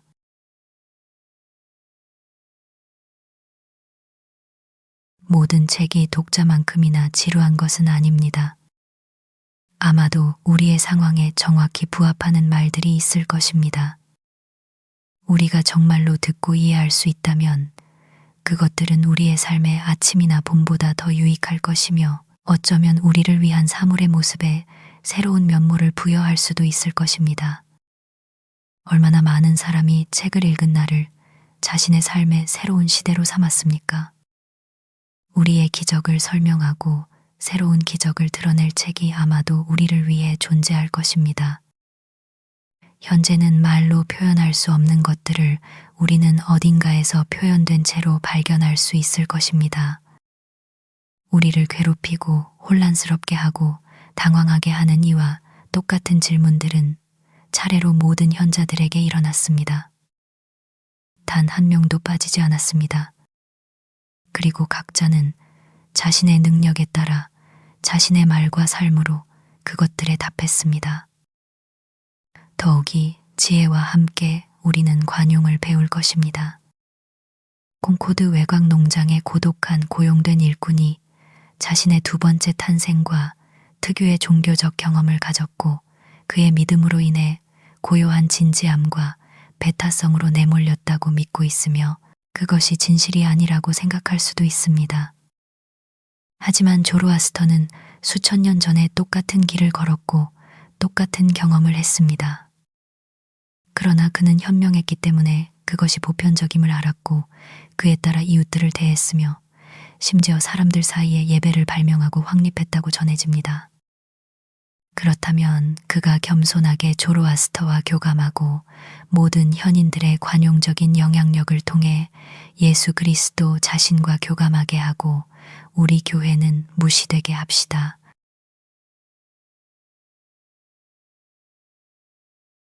우리는 우리가 19세기에 속하며 어떤 민족보다도 가장 빠른 발전을 이루고 있다고 자랑합니다. 그러나 이 마을이 그 자신의 문화에 얼마나 적게 기여하는지 생각해 보십시오. 나는 나의 마을 사람들을 아첨하고 싶지 않으며 그들에게 아첨을 받고 싶지도 않습니다. 왜냐하면 그것은 우리 둘 중 누구에게도 진전을 가져다 주지 않을 것이기 때문입니다. 우리는 자극받을 필요가 있습니다. 우리가 그러하듯이 소처럼 재촉당하여 속보로 뛰어야 합니다. 우리에게는 비교적 괜찮은 공립학교 제도, 즉 유아들만을 위한 학교가 있습니다. 하지만 겨울철에 반쯤 굶주린 라이시엄과 최근에 주에서 제안된 작은 도서관의 보잘것없는 시작을 제외하고는 우리 자신을 위한 학교는 없습니다. 우리는 우리의 정신적 양식보다 거의 모든 육체적 양식이나 질병에 더 많은 돈을 씁니다. 우리가 성인 남녀가 되었을 때 교육을 중단하지 않는 비범한 학교를 가질 때입니다. 마을이 대학교가 되고 그곳에 나이든 주민들이 대학교의 교수진이 되어 만약 그들이 정말로 잘 산다면 남은 평생 동안 교양 학문을 추구할 수 있는 여가를 가질 때입니다. 세상이 영원히 하나의 파리나 하나의 옥스퍼드에 국한되어야 할까요? 학생들이 이곳에서 하숙하며 콩코드의 하늘 아래에서 교양 교육을 받을 수는 없을까요? 우리는 우리에게 강의해줄 어떤 아벨라르를 고용할 수 없을까요? 아, 소에게 먹이를 주고 가게를 돌보는 일 때문에 우리는 너무 오랫동안 학교에서 벗어나 있으며 우리의 교육은 너무나도 소홀히 여겨지고 있습니다. 이 나라에서는 마을이 어떤 면에서는 유럽의 귀족의 역할을 대신해야 합니다. 그것은 순수 예술의 후원자가 되어야 합니다. 그것은 충분히 부유합니다. 그것에 필요한 것은 관대함과 세련됨 뿐입니다. 그것은 농부와 상인이 가치 있다고 여기는 것들에 충분한 돈을 쓸 수 있지만 더 지적인 사람들이 훨씬 더 가치 있다고 아는 것들에 돈을 쓰는 것을 제한하는 것은 유토피아적이라고 생각됩니다. 이 마을은 행운이나 정치 덕분에 읍회관에 17,000달러를 썼지만 아마도 그 건물에 넣을 진정한 양식인 살아있는 재치에 그만큼의 돈을 100년 동안도 쓰지 않을 것입니다. 겨울철 아이 시험을 위해 매년 기부되는 125달러는 마을에서 모금되는 다른 어떤 동등한 금액보다 더 잘 쓰이는 돈입니다. 우리가 19세기에 살고 있다면 왜 19세기가 제공하는 이 점을 누리지 못해야 합니까? 왜 우리의 삶이 어떤 면에서든 지방적이어야 합니까? 우리가 신문을 읽고 싶다면 왜 보스턴의 잡담을 건너뛰고 세상에서 가장 좋은 신문을 바로 구독하지 않습니까? 뉴잉글랜드에서 중립적인 가족 신문의 젖꼭지를 빨거나 올리브 가지를 뜯어먹고 있지 말고 말입니다. 모든 학회의 보고서가 우리에게 오도록 하고 그들이 무언가를 아는지 알아봅시다. 왜 우리가 하퍼 앤드 브라더스나 레딩 앤 컴퍼니에게 우리의 읽을 거리를 선택하도록 맡겨야 합니까? 교양 있는 취향을 가진 귀족이 그의 교양에 이바지 않은 모든 것, 천재, 학식, 재치, 책, 그림, 조각상, 음악, 철학적 도구 등으로 자신을 둘러싸듯이 마을도 그렇게 해야 합니다. 우리 순례자 조상들이 한때 황량한 바위 위에서 교사, 목사, 교회 관리인, 교구 도서관, 그리고 3명의 선정위원만으로 추운 겨울을 났다는 이유로 그 선에서 멈춰서는 안 됩니다. 집단적으로 행동하는 것은 우리 제도의 정신에 따른 것입니다. 그리고 나는 우리의 상황이 더 번성함에 따라 우리의 수단이 귀족의 수단보다 더 크다고 확신합니다. 뉴잉글랜드는 세상의 모든 현자들을 고용하여 그녀를 가르치게 하고 그들이 머무는 동안 돌아가며 숙식을 제공할 수 있으며 전혀 지방적이지 않을 것입니다. 그것이 바로 우리가 원하는 비범한 학교입니다. 귀족 대신에 우리는 고귀한 사람들의 고귀한 마을을 가집시다. 만약 필요하다면 강 위에 다리 하나를 생략하고 조금 돌아가십시오. 그리고 우리를 둘러싼 무지의 더 어두운 협곡 위로 적어도 하나의 아치교를 건설합시다.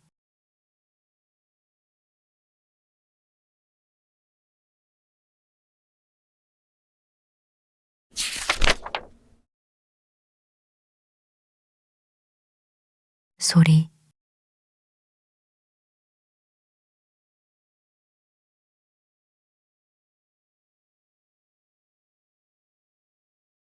우리가 아무리 선별되고 고전적인 책들에 국한되어 그 자체로 방언이거나 지방적인 특정한 기록된 언어만을 읽는다면 우리는 모든 사물과 사건들이 은유 없이 말하고 있는 언어, 오직 그 언어만이 풍부하고 표준이 되는 언어를 잊을 위험에 처하게 됩니다. 많은 것이 출판되지만 인쇄되는 것은 적습니다. 덧문이 완전히 제거되었을 때 덧문을 통해 쏟아져 들어오던 빗줄기는 더 이상 기억되지 않을 것입니다.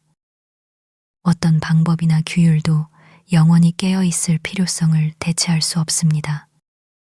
아무리 잘 선별된 역사, 철학 또는 시의 강좌나 최고의 사교계 또는 가장 훌륭한 일상의 습관이 항상 보아야 할 것을 보는 수련과 비교할 때 무슨 의미가 있겠습니까? 당신은 독자, 단순히 학생이 될 것입니까? 아니면 통찰하는 자가 될 것입니까? 당신의 운명을 읽고 당신 앞에 놓인 것을 보고 미래로 걸어 나아가십시오.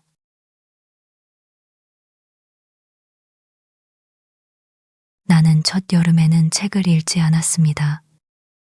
나는 콩을 메었습니다. 아니, 나는 종종 이것보다 더 잘했습니다. 나는 머리든 손이든 어떤 종류의 일에도 현재 순간의 만개를 희생할 여유가 없을 때가 있었습니다. 나는 내 삶에 넓은 여백을 두는 것을 좋아합니다.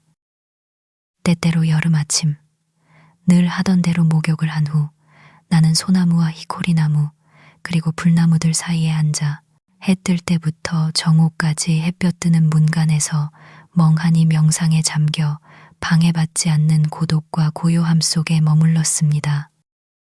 주변에서는 새들이 노래하거나 집안을 소리 없이 날아다녔고 그러다가 서쪽 창문으로 해가 비치거나 멀리 큰 길에서 들려오는 어떤 여행자의 마차 소리에 의해서야 시간이 흘렀음을 상기했습니다. 나는 그런 계절에 밤에 자라는 옥수수처럼 자랐으며 그것들은 어떤 손으로 하는 작업보다 훨씬 좋았습니다. 그것들은 내 삶에서 빼앗긴 시간이 아니라 평소 내가 할당받은 것보다 더 많고 남는 시간이었습니다. 나는 동양인들이 명상과 일의 포기를 통해 의미하는 바를 깨달았습니다. 대부분의 경우 나는 시간이 어떻게 흘러가는지 신경 쓰지 않았습니다. 하루는 마치 나의 어떤 일을 비추기 위해 나아가는 듯 했고 아침이었는데 보십시오. 이제 저녁이며 아무것도 기억할 만한 것이 이루어지지 않았습니다. 나는 새들처럼 노래하는 대신 나의 끊임없는 좋은 운명에 조용히 미소 지었습니다. 문 앞에 있는 히코리 나무 위에 앉아있는 참새가 지저김을 가졌듯이 나도 내 둥지에서 그가 들을 수 있는 나의 킥킥거림이나 억누른 지저김을 가졌습니다. 나의 날들은 어떤 이교도 신의 흔적이 찍힌 요일이 아니었으며 시계 초침 소리에 의해 시간으로 잘게 쪼개져 괴로워하지도 않았습니다. 왜냐하면 나는 프리 인디언처럼 살았기 때문입니다. 그들에 대해 전해지기를 어제, 오늘, 그리고 내일에 대해 그들은 단 하나의 단어만을 가지고 있으며 그 의미의 다양성을 표현하기 위해 어제는 뒤를, 내일은 앞을, 그리고 지나가는 날은 머리 위를 가리킵니다. 라고 합니다. 이것은 나의 마을 사람들에게는 순전한 게으름이었음이 분명합니다. 하지만 새들과 꽃들이 그들의 기준으로 나를 시험했다면 나는 부족함이 없었을 것입니다. 사람이 자신 안에서 자신의 기회를 찾아야 하는 것은 사실입니다. 자연의 하루는 매우 고요하며 그의 게으름을 거의 나무라지 않을 것입니다.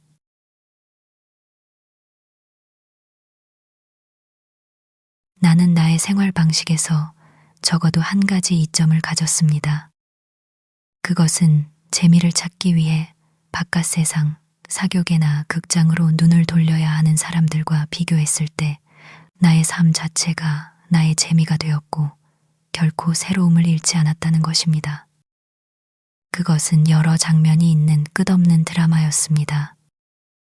우리가 항상 실제로 생계를 유지하고 우리가 배운 최신의 가장 좋은 방식에 따라 우리의 삶을 조절한다면 우리는 결코 권태에 시달리지 않을 것입니다. 당신의 천재성을 충분히 면밀히 따른다면 그것은 매시간 당신에게 새로운 전망을 보여줄 것입니다. 집안일은 즐거운 소일거리였습니다. 내 마루가 더러워졌을 때 나는 일찍 일어나 모든 가구를 박잔디 위로 내놓았습니다. 침대와 침대틀이 단 하나의 꾸러미를 만들었고 나는 마루에 물을 붓고 연못에서 퍼온 흰 모래를 뿌렸습니다. 그리고 빗자루로 깨끗하고 하얗게 문질러 닦았습니다. 마을 사람들이 아침 식사를 마칠 무렵에는 아침 햇살이 내 집을 다시 들어갈 수 있을 만큼 충분히 말려주었고 나의 명상은 거의 중단되지 않았습니다. 나의 모든 살림살이가 잔디 위에 나와 집시의 진보다리처럼 작은 더미를 만들고 책과 펜과 잉크를 치우지 않은 나의 세 발 달린 식탁이 소나무와 히코리나무 사이에 서 있는 것을 보는 것은 즐거웠습니다. 그것들은 스스로 밖에 나와 기뻐하는 것 같았고 안으로 돌아가기를 꺼리는 듯 했습니다. 나는 때때로 그 위에 차양을 치고 그곳에 앉고 싶은 유혹을 느꼈습니다. 햇빛이 이 물건들 위에 비치고 자유로운 바람이 그것들 위에 부는 것을 보는 것은 가치 있는 일이었습니다. 가장 친숙한 물건들도 집안보다 밖에서 훨씬 더 흥미로워 보입니다. 새가 바로 옆 나뭇가지에 앉아 있고 쑥부쟁이가 식탁 밑에서 자라며 산딸기 덩굴이 식탁 다리를 휘감고 있습니다. 솔방울, 밤송이, 딸기 잎이 주변에 흩어져 있습니다. 마치 이러한 형태들이 우리의 가구, 식탁, 의자, 침대 틀로 옮겨지게 된 것은 그것들이 한때 그 한가운데에 서 있었기 때문인 것처럼 보였습니다.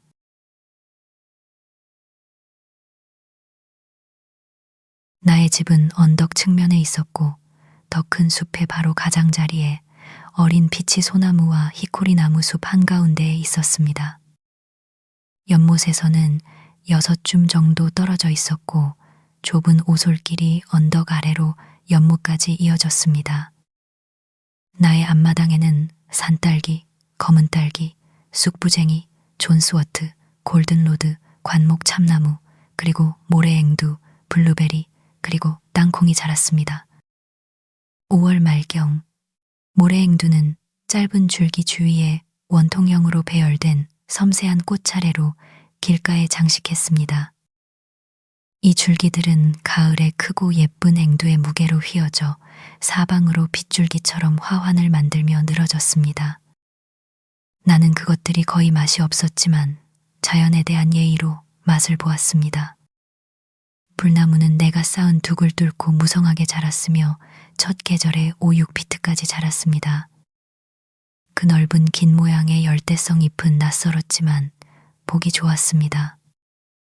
봄이 늦게 되어 죽은 것처럼 보였던 마른 가지에서 갑자기 튀어나온 큰 눈들은 마치 마법처럼 우아하고 푸르며 연한 가지로 발전했는데 그 직경이 1인치에 달했습니다.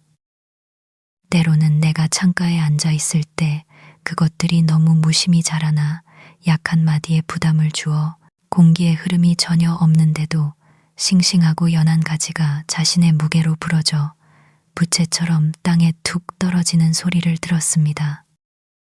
8월에는 꽃이 피었을 때 많은 야생 벌들을 끌어들였던 커다란 열매 덩어리들이 점차 밝고 벨벳 같은 진홍색을 띠게 되었고 그 무게로 인해 다시 연약한 가지들을 구부러뜨리고 부러뜨렸습니다.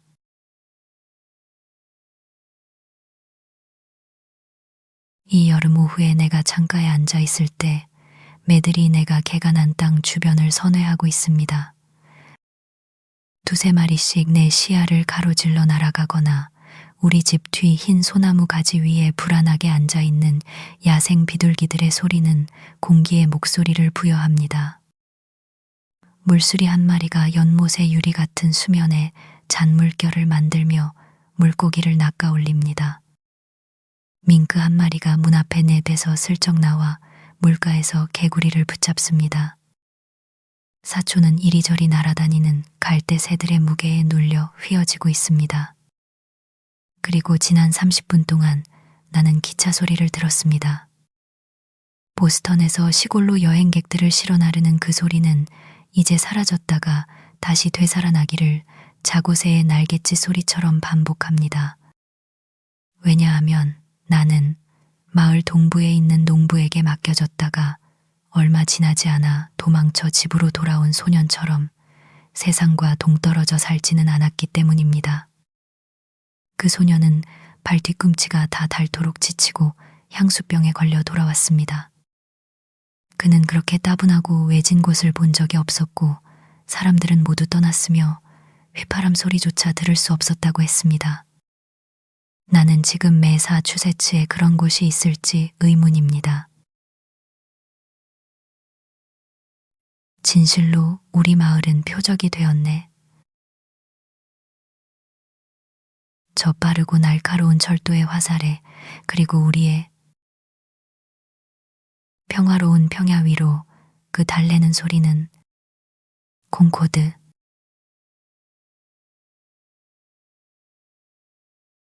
피츠버그 철도는 내가 사는 곳에서 남쪽으로 약 100줌 떨어진 곳에서 연못에 닿습니다. 나는 보통 그 둑길을 따라 마을로 가는데 이 연결고리를 통해 사회와 관계를 맺고 있다고 할 수 있습니다.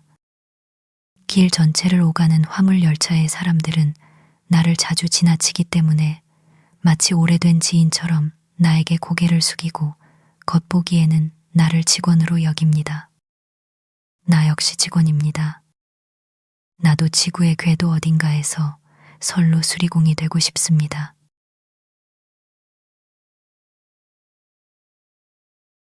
기관차의 휘파람 소리는 여름과 겨울 내내 나의 숲을 꿰뚫고 들어오며 마치 농부의 마당 위를 선회하는 매의 비명처럼 들립니다. 그것은 많은 불안한 도시 상인들이 마을의 원안으로 도착하고 있거나 혹은 반대편에서 온 모험적인 시골 상인들이 오고 있음을 나에게 알립니다. 그들이 한 지평선 아래로 들어올 때 그들은 다른 지평선을 향해 선로에서 비키라는 경고를 외치며 때로는 두 마을의 원을 통해 들립니다. 시골이여, 당신들의 식료품이 오고 있습니다. 동포들이여, 당신들의 배급량이 오고 있습니다. 그리고 자신의 농장에서 그들에게 안 돼 라고 말할 수 있을 만큼 독립적인 사람은 아무도 없습니다. 그리고 여기에 그것들에 대한 당신들의 지불금이 있습니다. 시골 사람의 휘파람 소리가 비명을 지릅니다. 긴 공성추처럼 시간당 20마일로 도시의 성벽을 향해 가는 목재들, 그리고 성벽 안에 사는 지치고 무거운 짐을 진 모든 사람들을 앉힐 수 있을 만큼 충분한 의자들. 이처럼 거대하고 투박한 예의를 갖추어 시골은 도시의 의자를 건넵니다. 모든 인디언 허클베리 언덕은 벗겨지고 모든 크랜베리 목초지는 긁어 모아져 도시로 들어갑니다. 면이 올라오고 짜인 천이 내려갑니다. 비단이 올라오고 양모가 내려갑니다. 책들이 올라오지만 그것들을 쓰는 재치는 내려갑니다.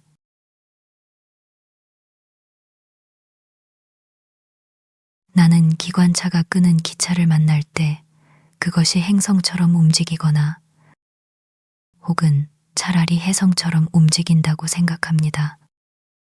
왜냐하면 보는 사람은 그 속도와 방향으로 이 시스템을 다시 방문할지 알 수 없기 때문입니다.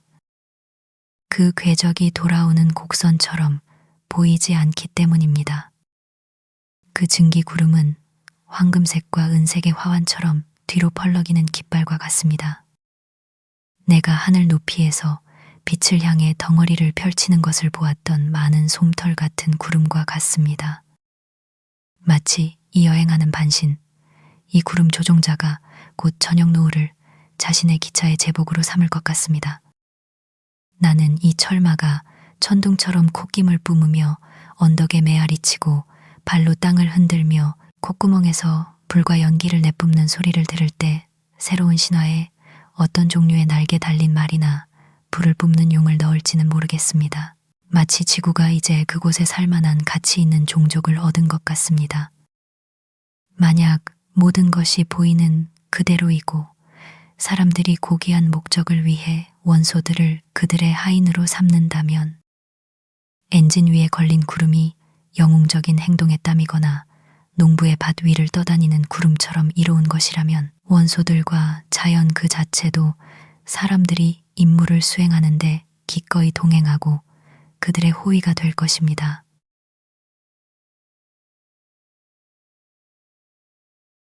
나는 아침 기차가 지나가는 것을 해가 뜨는 것을 보는 것과 같은 느낌으로 지켜보는데 해 뜨는 것보다 더 규칙적이지 않을 정도입니다. 기차 뒤에 길게 뻗어 올라가 점점 높아지는 그 구름 행렬은 기차는 보스턴으로 가지만 구름은 하늘로 가면서 태양을 1분 동안 가리고 나의 먼 들판에 그늘을 들이웁니다. 땅에 바짝 붙어가는 작은 기차 행렬은 그 천상의 행렬 옆에서는 창의 미늘에 불과합니다. 이 철마의 마부는 이 겨울 아침 산속에서 별빛을 보며 일찍 일어나 그의 말을 먹이고 마구를 채웠습니다. 불 또한 그에게 생명의 열을 불어넣고 출발시키기 위해 이렇게 일찍 깨어났습니다. 그 사업이 일찍 시작된 것만큼 순수하다면 눈이 깊이 쌓이면 그들은 그의 설상화를 채우고 거대한 쟁기로 산에서부터 해안까지 고랑을 팝니다. 그 고랑 속으로 뒤따르는 파종기처럼 기차는 이 나라의 모든 불안한 사람들과 떠다니는 상품들을 씨앗처럼 뿌립니다. 하루 종일 불에 마른 시골 위를 날아다니며 주인이 쉴 때만 멈춥니다. 그리고 나는 한밤중에 그의 발굽 소리와 도전적인 콧김 소리에 깨어납니다. 그때 그는 숲속의 어떤 외딴 계곡에서 얼음과 눈으로 덮인 원소들과 맞서고 있습니다. 그리고 그는 동이 트는 별과 함께 그의 마구간에 도착하여 쉬지 않고 잠들지 않고 다시 여행을 시작할 것입니다. 혹은 아마도 저녁에는 나는 그가 마구간에서 그날에 넘치는 에너지를 내뿜는 소리를 듣습니다. 그것은 몇 시간 동안의 쇠 같은 잠을 위해 신경을 진정시키고 간과 뇌를 식히기 위함입니다. 그 사업이 오래 지속되고 지칠 줄 모르는 것만큼 영웅적이고 위험 있다면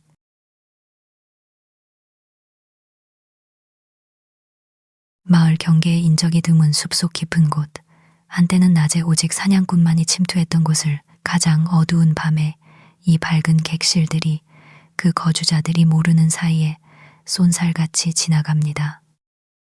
이 순간에는 마을이나 도시의 어떤 화려한 역에 멈춰 사람들이 모여 있다가 다음 순간에는 음산한 소속에서 올빼미와 여우를 놀라게 합니다. 기차의 출발과 도착은 이제 마을 하루의 시대입니다. 그것들은 너무나 규칙적이고 정확하게 오가며 그 휘파람 소리가 너무 멀리 들리기 때문에 농부들은 그것으로 시계를 맞춥니다. 이처럼 하나의 잘 운영되는 기관이 온 나라를 규제합니다. 철도가 발명된 이후로 사람들이 시간 엄수에 약간이나마 향상되지 않았습니까? 그들은 역에서 옛 역마차 사무실에서보다 더 빨리 말하고 생각하지 않습니까? 전자의 장소에는 무언가 전기적인 분위기가 있습니다. 나는 그것이 일으킨 기적에 놀랐습니다. 나의 이웃들 중 일부는 내가 이처럼 신속한 운송수단으로 보스턴에 절대 가지 못할 것이라고 단언했었을 사람들인데 종이 울릴 때 제 시간에 나타납니다. 이를 철도 방식으로 처리하는 것이 이제 관용구가 되었습니다. 그리고 어떤 힘이라도 그 궤도에서 벗어나라고 그토록 자주 그리고 그토록 진심으로 경고하는 것은 가치 있는 일입니다. 이 경우에는 복동진한 명령을 읽을 시간도 군중의 머리 위로 총을 쏠 시간도 없습니다.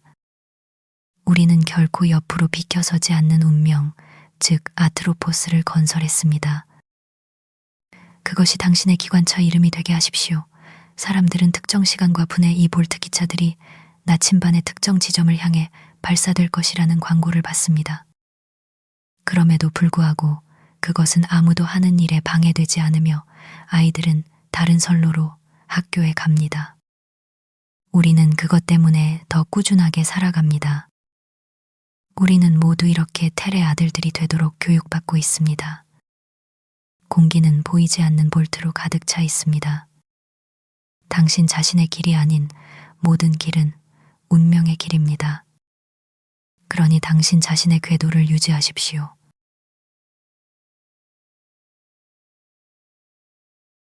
내가 상업에서 높이 평가하는 것은 그 기업가 정신과 용감함입니다. 그것은 두 손을 모으고 주피터에게 기도하지 않습니다.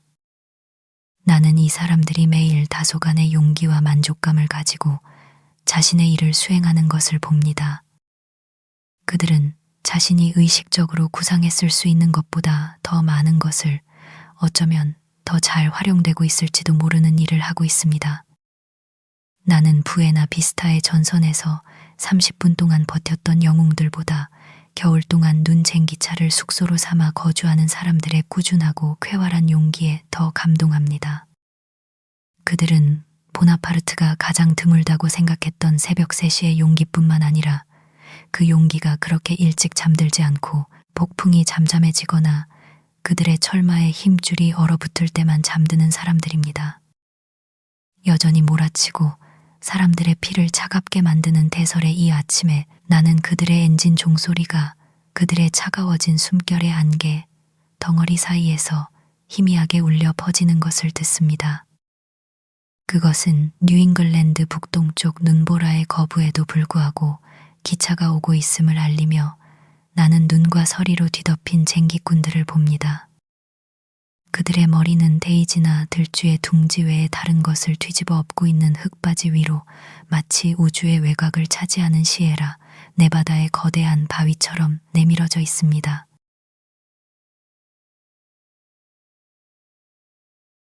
상업은 예상외로 자신감 있고 평온하며 기민하고 모험심이 강하며 지칠 줄 모릅니다.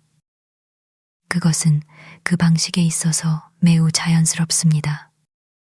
많은 환상적인 기업이나 감상적인 실험들보다 훨씬 더 그러하며 이것이 바로 그 특이한 성공의 이유입니다. 나는 화물 열차가 나를 덜컹거리며 지나갈 때 활기를 얻고 마음이 넓어집니다. 그리고 나는 롱와프에서부터 챔플레인 호수까지 내내 그 냄새를 풍기는 상품들을 맡습니다. 그것은 나에게 외국, 산호초, 인도양, 열대기후, 그리고 지구의 광대함을 상기시킵니다. 나는 다음 여름에 수많은 금발의 뉴잉글랜드 사람들의 머리를 덮어줄 야자수잎, 마닐라 삼과 코코넛 껍질, 헌 밧줄, 삼배부대, 고철, 그리고 녹슨 못들을 볼 때 더욱 세계 시민처럼 느껴집니다. 이 찢어진 돛들의 화물은 그것들이 종이로 만들어져 인쇄된 책이 되었을 때보다 지금이 더 읽을 가치가 있고 흥미롭습니다.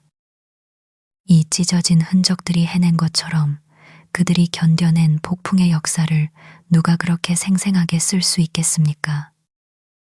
그것들은 수정할 필요가 없는 교정쇠입니다. 저기 메인 숲에서 온 목재가 가고 있습니다. 지난 홍수 때 바다로 휩쓸려 나가지 않은 목재입니다. 바다로 나갔거나 쪼개진 것 때문에 1000보드피트당 4달러가 올랐습니다. 소나무, 가문비나무, 삼나무, 1등급, 2등급, 3등급, 그리고 4등급인데 얼마 전까지만 해도 공, 무스, 카리브 위를 흔들며 하나의 품질이었습니다. 다음에는 톰마스톤 석회가 굴러갑니다. 최고 품질의 물건인데 물에 섞여 희석되기 전에 멀리 언덕까지 갈 것입니다. 모든 색상과 품질의 베일로 묶인 이 넝마들은 면과 리넨이 도달하는 가장 낮은 상태, 옷의 최종 결과입니다.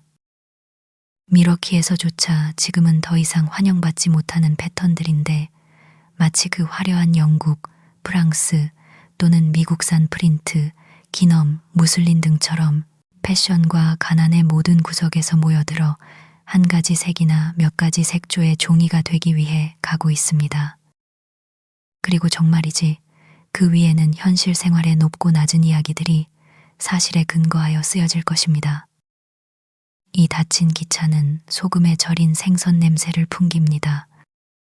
강한 뉴잉글랜드의 상업적인 냄새이며 나에게 그랜드 뱅크스와 어업을 상기시킵니다.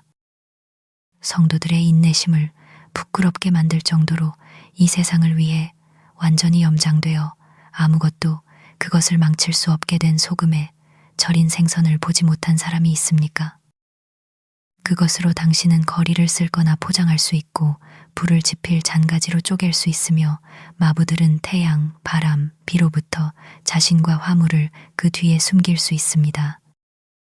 그리고 상인은 콩코드의 한 상인이 한때 그랬듯이 사업을 시작할 때 그것을 문 옆에 표지판으로 걸어 놓을 수 있습니다.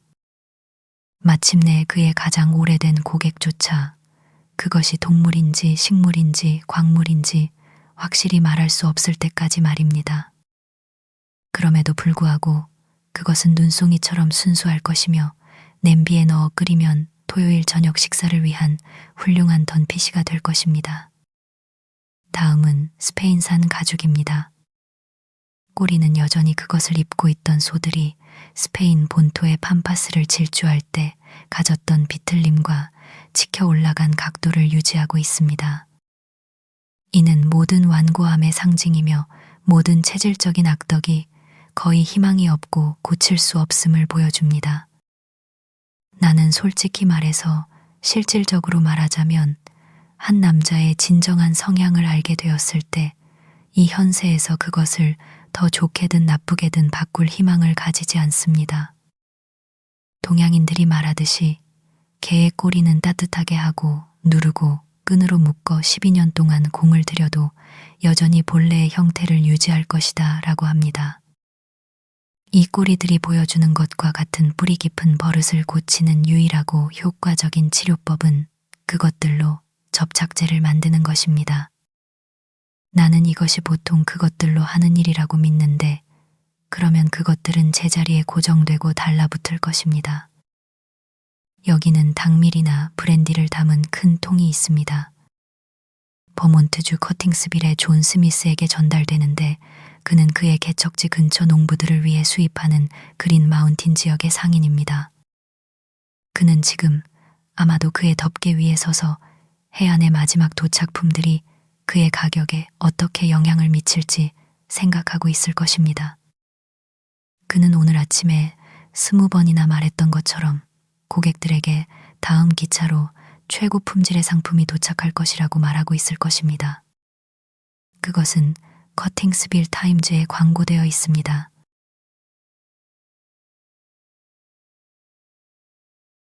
이러한 물건들이 올라가는 동안 다른 물건들이 내려옵니다. 윙윙거리는 소리에 경고를 받고 책에서 고개를 들면 멀리 북쪽 언덕에서 베어진 어떤 큰 소나무가 그린 마운틴과 코네티컷 강 위를 날개 달아 지나왔으며 10분 이내에 마치 화살처럼 읍을 통과하는 것을 봅니다. 다른 눈은 거의 그것을 보지 못합니다. 그것은 어떤 위대한 제독의 돛대가 되기 위해 가고 있습니다.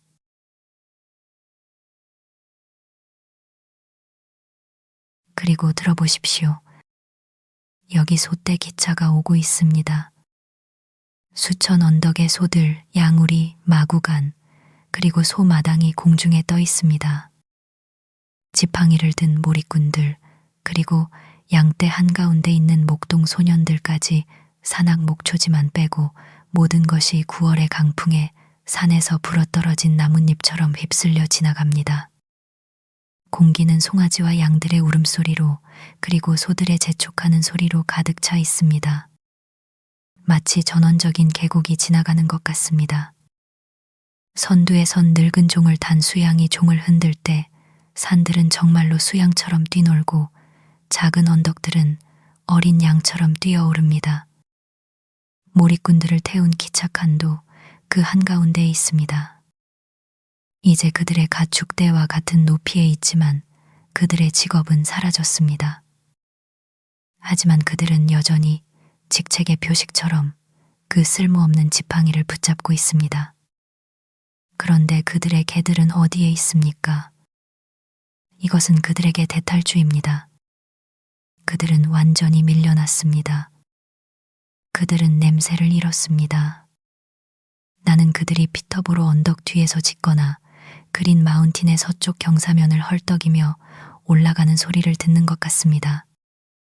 그들은 죽음의 순간에는 참여하지 못할 것입니다. 그들의 직업 역시 사라졌습니다. 그들의 충성심과 예지력은 이제 평가 이하입니다. 그들은 불명예스럽게 그들의 계집으로 슬금슬금 돌아가거나 아니면 아마도 야생으로 달아나 늑대나 여우와 동맹을 맺을 것입니다. 이처럼 당신의 목가적인 삶은 휩쓸려 지나가 버립니다. 하지만 종이 울립니다. 나는 선로에서 벗어나 기차가 지나가도록 해야 합니다.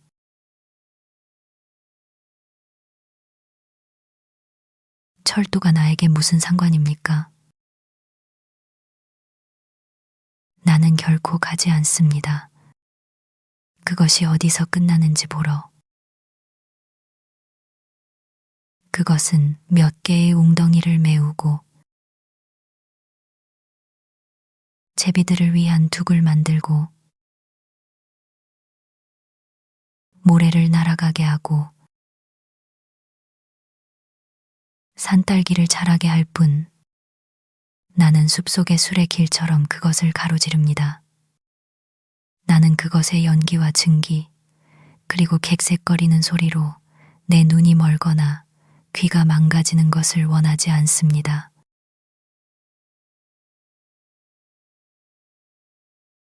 이제 기차가 지나가고 그와 함께 모든 불안한 세상이 지나갔으며 연못 속의 물고기들이 더 이상 그 웅웅거리는 소리를 느끼지 않을 때 나는 이전보다 더욱 고독합니다.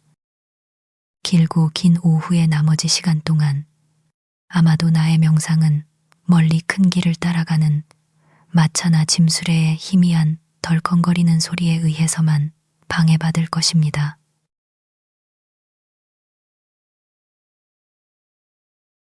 때때로 일요일에는 링컨, 액튼, 베드포드 또는 콩코드의 종소리를 들었습니다.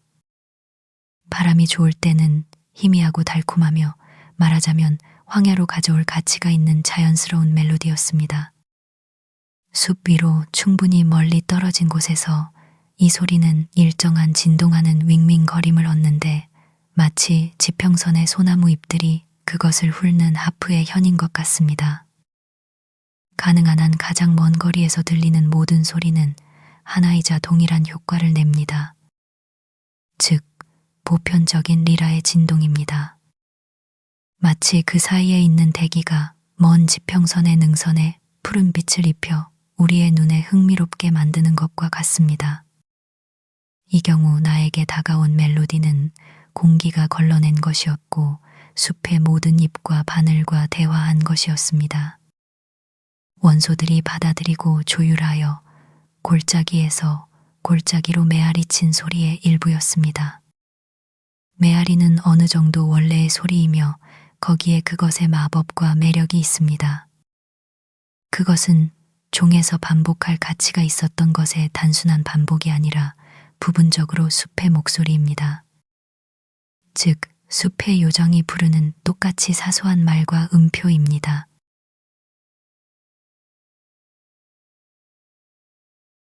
저녁에는 숲 너머 지평선에서 들려오는 어떤 소의 희미한 울음소리가 달콤하고 선율적으로 들렸습니다.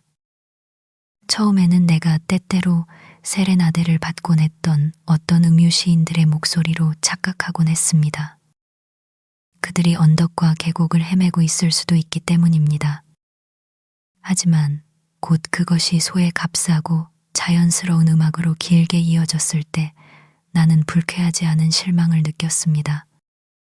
나는 비꼬려는 것이 아니라 그 젊은이들의 노래가 소의 음악과 유사하다는 것을 분명히 인식했다고 말함으로써 그들의 노래에 대한 나의 감상을 표현하려는 것입니다. 그들은 결국 자연의 하나의 발성이었습니다.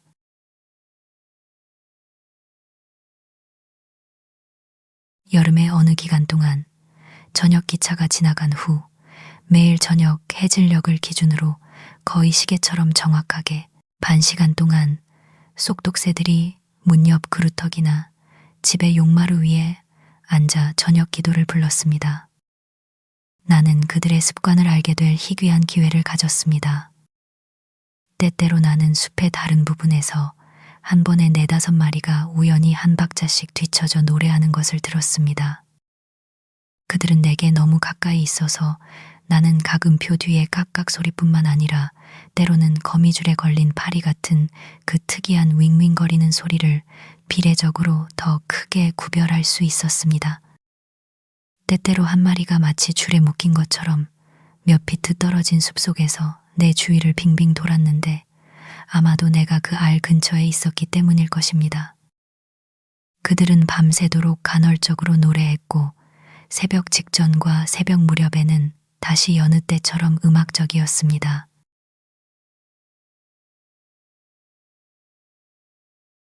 다른 새들이 조용할 때 금눈쇠 올빼미가 애도하는 여인들의 고대 울룰루처럼 노래를 이어봤습니다. 그들의 음울한 비명은 진정으로 벤 존슨 풍입니다. 현명한 한밤중의 마녀들. 그것은 시인들의 정직하고 무딘 투, 위투후가 아니라 농담이 아니라 가장 엄숙한 공동묘지의 노래이며 지옥의 숲에서 초월적인 사랑의 고통과 기쁨을 기억하는 자살한 연인들의 상호 위로입니다. 그러나 나는 숲 가장자리를 따라 떨며 울리는 그들의 울부짖음, 그들의 슬픔에 찬 응답을 듣는 것을 좋아합니다. 그것은 때때로 음악과 노래하는 새들을 상기시킵니다. 마치 음악의 어둡고 눈물 어린 면, 즉 노래되기를 간절히 바라는 후회와 한숨인 것처럼 말입니다. 그들은 영혼들, 한때 인간의 형상으로 밤의 땅 위를 걸으며 어둠의 행위를 저질렀던 타락한 영혼들의 우울한 영혼과 불길한 예감입니다. 이제 그들은 그들의 범죄 현장에서 울부짖는 창가나 비가로 그들의 죄를 속죄하고 있습니다. 그들은 우리 공동의 거처인 자연의 다양성과 능력에 대한 새로운 감각을 나에게 줍니다. 오, 내가 차라리 태어나지 않았더라면, 르르르른 연못 이쪽에서 한 마리가 한숨을 쉬며 절망의 불안함으로 회색 참나무 위에 새로운 횃대로 선회합니다. 그러자 내가 차라리 태어나지 않았더라면, 르르르른 하고 다른 한 마리가 먼 쪽에서 떨리는 진심으로 메아리치고, 낫더라면 르르르른 하는 소리가 링컨 숲속 멀리에서 희미하게 들려옵니다.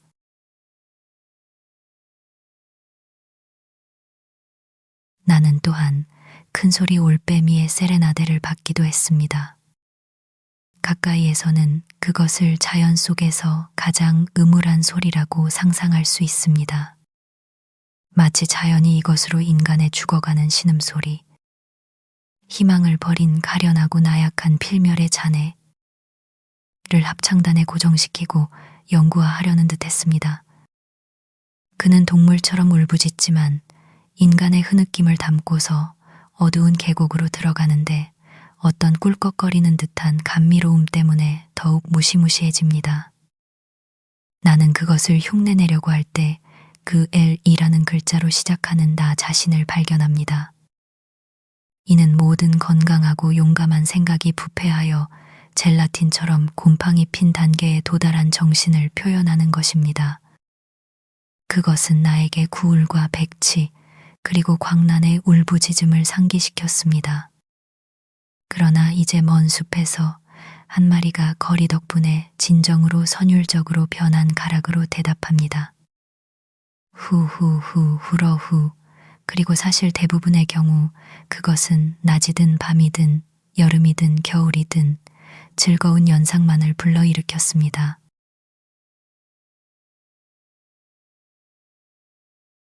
나는 올빼미가 있다는 사실에 기뻐합니다. 인간을 대신하여 그들에게 백치 같고 광기 어린 울음소리를 내게 합시다. 그것은 찌찌대와 황혼의 숲에 놀랍도록 적합한 소리이며 낮에는 설명되지 않는 인간이 인식하지 못한 광대하고 미개발된 자연을 암시합니다. 그들은 우리 모두가 가지고 있는 완고한 황혼과 충족되지 않은 생각들을 대변합니다. 하루 종일 태양은 우스네와 이끼가 걸린 단 하나의 가문비나무가 서 있고 작은 매들이 위를 선회하며 박새가 상록수 사이에서 속삭이고 자고새와 토끼가 아래에 숨어있는 어떤 야만적인 대체 표면 위를 비추었습니다. 그러나 이제 더욱 음울하고 적절한 날이 밝아오고 다른 종류의 생명체가 깨어나 그곳의 자연의 의미를 표현합니다.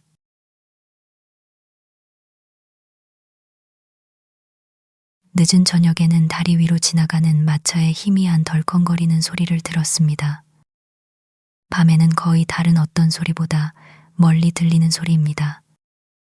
개 짖는 소리, 그리고 때로는 멀리 있는 헛간 마당에서 어떤 낙심한 소의 울음소리가 다시 들려왔습니다. 그러는 동안 모든 물가는 황소개구리의 나팔 소리로 울려 퍼졌습니다. 고대 애주가와 술잔치꾼들의 굳건한 영혼들로 여전히 회개하지 않고 스틱스 호수에서 돌림 노래를 부르려고 노력하고 있습니다.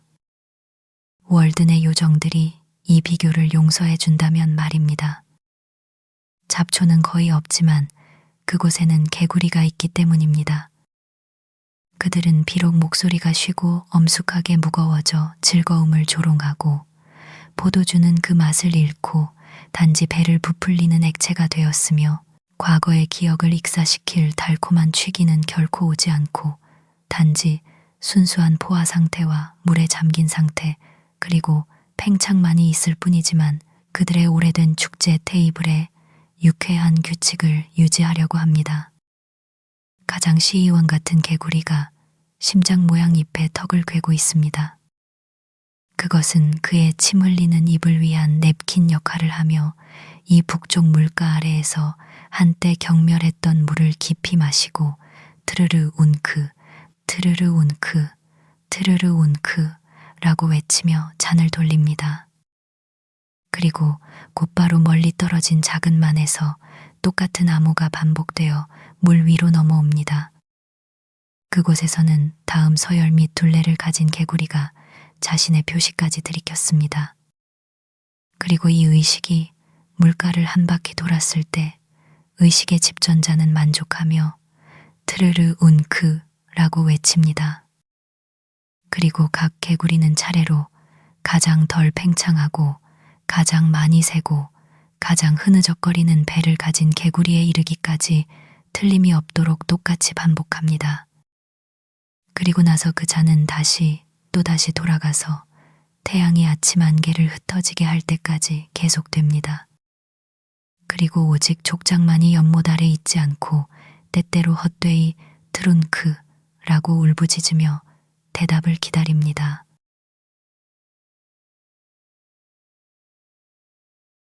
나는 나의 개간지에서 숱하게 울음소리를 들은 적이 있는지 확신할 수 없으며 단지 그 음악을 위해서라도 노래하는 새처럼 수탉 한 마리를 키울 가치가 있을 거라고 생각했습니다.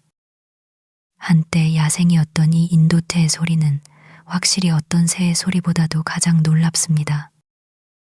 그리고 만약 그것들을 길들이지 않고 자연화할 수 있다면 그것은 곧 우리 숲에서 가장 유명한 소리가 될 것이며 거위의 시끄러운 소리나 올빼미의 울음소리를 능가할 것입니다.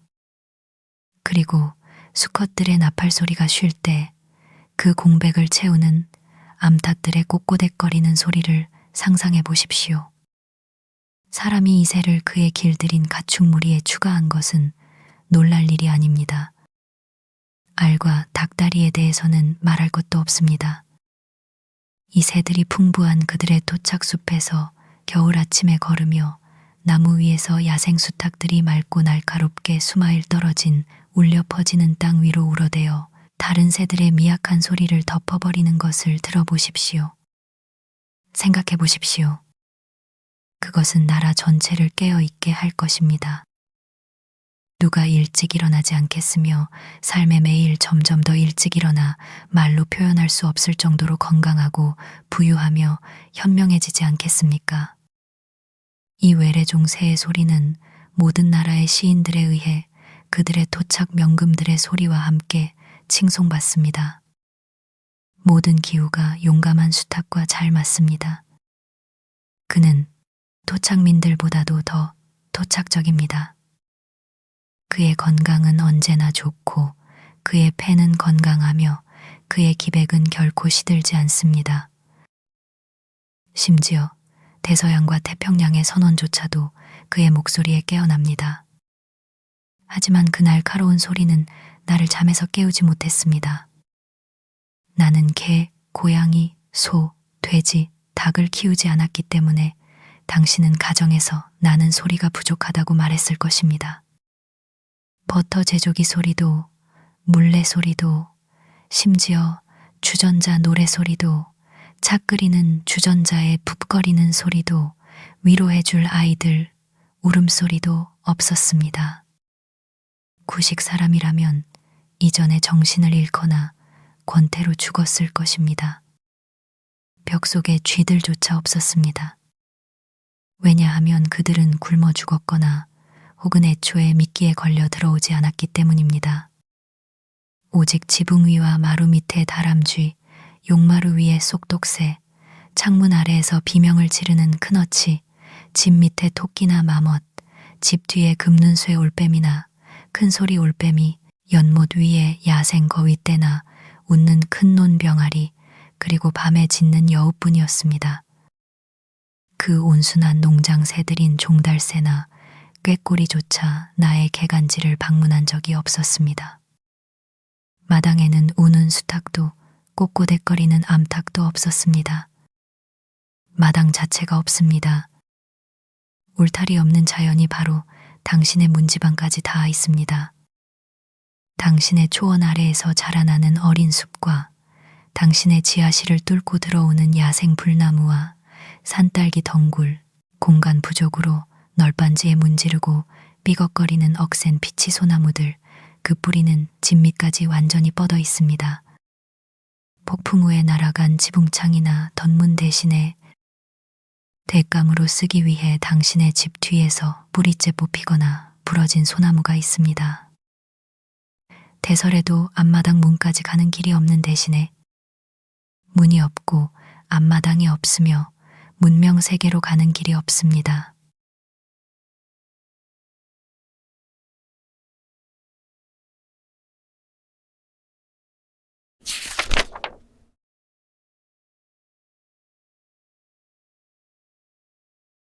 고독.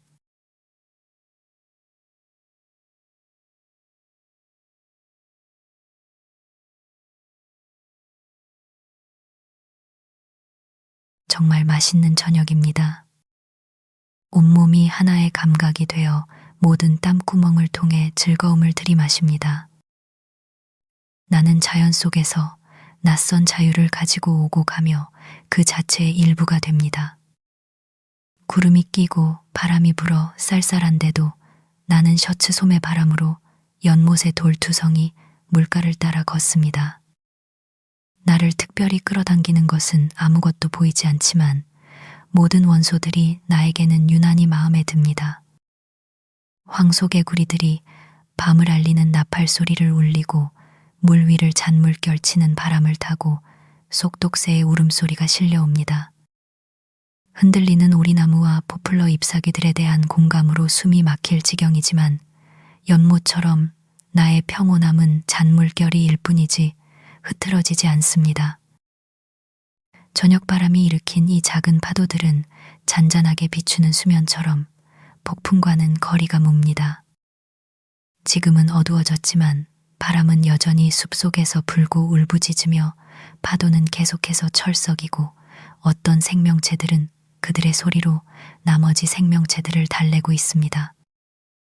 휴식은 결코 완전하지 않습니다. 가장 야생적인 동물들은 휴식하지 않고 지금 먹이를 찾습니다. 여우와 스컹크, 토끼는 이제 두려움 없이 들판과 숲을 돌아다닙니다. 그들은 자연의 경계병이자 생명 있는 삶의 낯을 연결하는 고리입니다.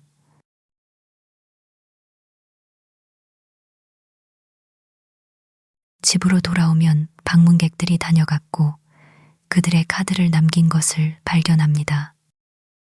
꽃다발이거나 상록수 화환이거나 혹은 노란 호두나무 잎이나 나무 조각 위에 연필로 쓴 이름입니다.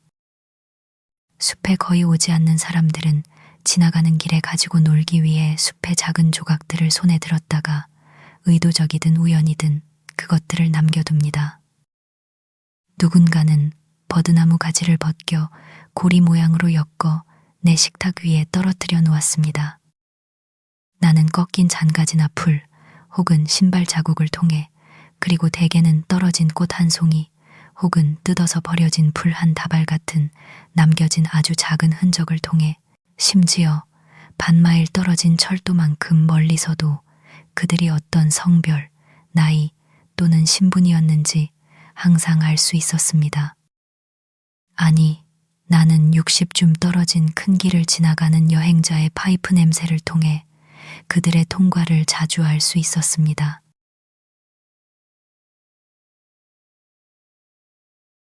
우리 주변에는 보통 충분한 공간이 있습니다. 우리의 지평선은 결코 팔꿈치 바로 옆에 있지 않습니다. 울창한 숲이 바로 우리 문 앞에 있지 않으며 연못도 마찬가지입니다. 항상 어떤 부분이 우리에 의해 개간되고 친숙해지고 닳아 없어지며 어떤 식으로든 전유되고 울타리가 쳐져 자연으로부터 회수됩니다. 나는 왜 사람들에게 버려진 인적이 드문 수, 제곱마일의 이 광대한 범위와 구역을 나의 사적인 공간으로 가지고 있습니까? 나의 가장 가까운 이웃은 1마일 떨어져 있으며 나의 집 반마일 이내에서는 언덕 꼭대기를 제외하고는 어떤 집도 보이지 않습니다. 나의 지평선은 온전히 나만의 숲으로 둘러싸여 있습니다. 한쪽으로는 철도가 연못에 닿는 먼 풍경이, 다른 한쪽으로는 숲길을 따라 나 있는 울타리가 보입니다. 하지만 대부분의 경우 내가 사는 곳은 마치 대초원처럼 고독합니다. 이곳은 뉴잉글랜드만큼이나 아시아나 아프리카와 같습니다. 나는 마치 나만의 태양과 달과 별을 가지고 있으며 나만의 작은 세상을 가지고 있습니다. 밤에는 마을에서 낚시하러 오는 몇몇 사람들이 긴 간격으로 찾아오는 봄을 제외하고는 마치 내가 최초의 또는 마지막 사람인 것처럼 나의 집을 지나가거나 문을 두드리는 여행자가 결코 없었습니다. 그들은 분명히 그들 자신의 본성이라는 월든 호수에서 훨씬 더 많이 낚시했으며 어둠으로 낚시 바늘을 미끼로 썼습니다. 하지만 그들은 곧 물러났고 보통 가벼운 바구니를 들고 세상을 어둠과 나에게 남겨두었으며 밤의 검은 심장부는 어떤 인간의 이웃에게도 더럽혀지지 않았습니다. 저는 마녀들이 모두 교수형에 처해지고 기독교와 양초가 도입되었음에도 불구하고 사람들이 일반적으로 여전히 어둠을 조금 두려워한다고 믿습니다.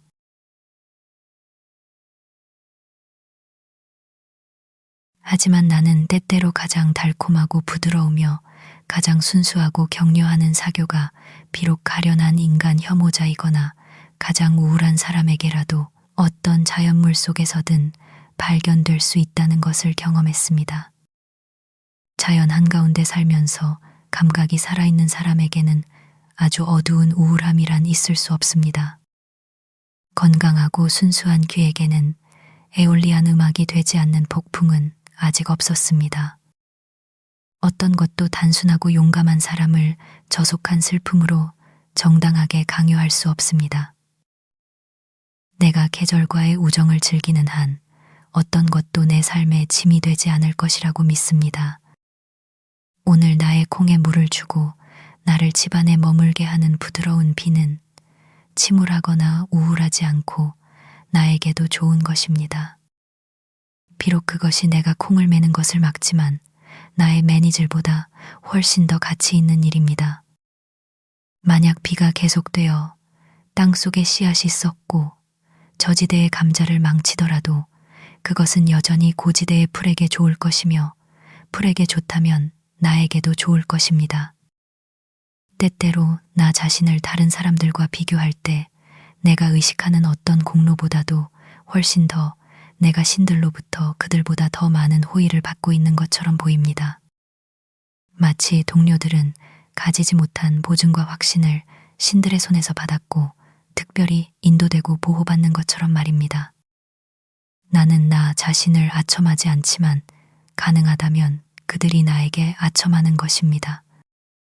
나는 단 한 번 외롭다고 느끼거나 고독감에 조금이라도 짓눌린 적이 없었는데 그것은 내가 숲에 온 지 몇 주 후 인간의 가까운 이웃이 평온하고 건강한 삶에 필수적인 것은 아닐까 하고 1시간 동안 의심했을 때였습니다. 혼자 있는 것이 다소 불쾌했습니다. 하지만 동시에 나는 내 기분에 약간의 정신 이상이 있음을 의식했고 나의 회복을 예견하는 듯했습니다. 이러한 생각이 지배하던 부드러운 비가 내리는 한가운데서 나는 갑자기 자연 속에서 빗방울이 두드리는 소리 자체에서 그리고 나의 집 주변의 모든 소리와 시야에서 달콤하고 유익한 사교를 감각적으로 느꼈습니다. 마치 나를 지탱하는 분위기처럼 갑자기 다가온 무한하고 설명할 수 없는 친근함은 인간 이웃의 가상적인 이점들을 무의미하게 만들었고 그 이후로 나는 그것들에 대해 생각해 본 적이 없습니다. 작은 소나무 잎 하나하나가 공감으로 부풀어 오르고 팽창하며 나를 친구로 대해 주었습니다. 나는 우리가 거칠고 음산하다고 부르는 풍경에서조차 나에게 친족 관계가 있는 무언가의 존재를 너무나 분명하게 인식했습니다. 또한 나에게 가장 가까운 혈육이자 가장 인간적인 존재는 사람이거나 마을 사람이 아니라는 것을 깨달아 어떤 장소도 다시는 나에게 낯설지 않을 것이라고 생각했습니다. 때 아닌 슬픔은 슬픈 이를 소모시키나니 토스카르의 아름다운 딸이여 산자의 땅에서 그들의 날은 적도다.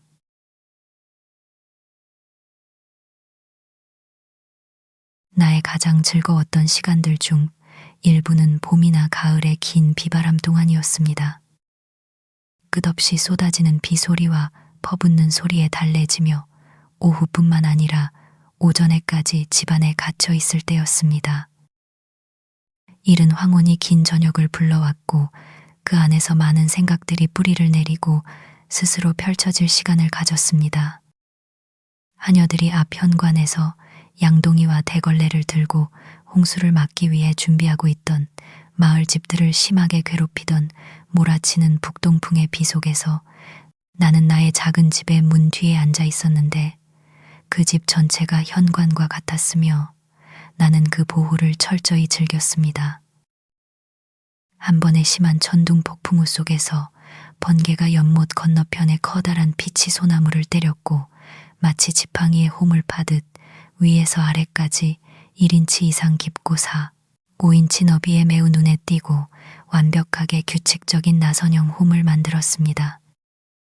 나는 며칠 전 그곳을 다시 지나가면서 8년 전 무해한 하늘에서 무시무시하고 저항할 수 없는 볼트 번개가 내려왔던 그 자국을 지금은 그 어느 때보다 더 뚜렷해진 그 자국을 올려다보며 경외감에 사로잡혔습니다. 사람들은 자주 나에게 말합니다. 비가 오거나 눈이 오는 날 밤에는 특히 외롭다고 느끼고 사람들에게 더 가까이 가고 싶을 것 같아요.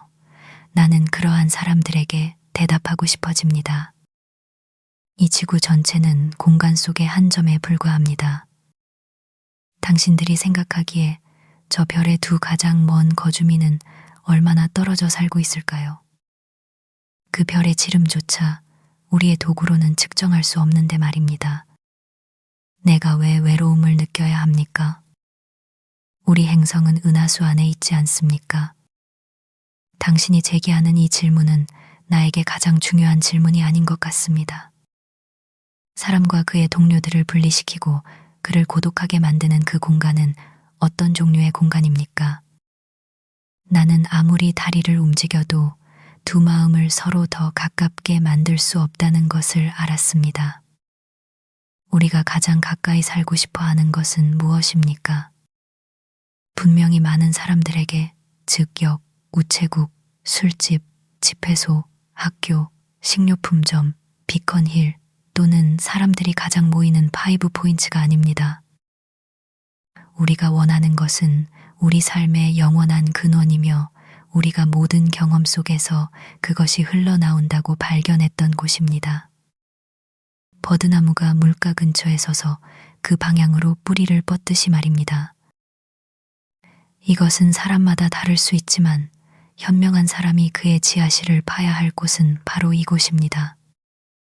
어느 날 저녁 나는 나의 마을 사람들 중 한 명을 따라잡았습니다. 그는 꽤 괜찮은 재산이라고 불리는 것을 모았지만 나는 그것을 제대로 본 적은 없습니다. 월든길에서 한 쌍의 소를 시장으로 몰고 가고 있었습니다. 그는 나에게 어떻게 그렇게 많은 삶의 안락함을 포기하기로 마음먹을 수 있었는지 물었습니다. 나는 내가 그것을 아주 괜찮게 좋아한다고 확신한다고 대답했습니다. 나는 농담하는 것이 아니었습니다. 그리고 나는 나의 잠자리로 집으로 돌아왔고 그를 어둠과 진흙 속을 헤쳐 브라이턴 혹은 밝은 마을으로 가게 내버려 두었습니다. 그는 아침 언젠가 그곳에 도착할 것입니다.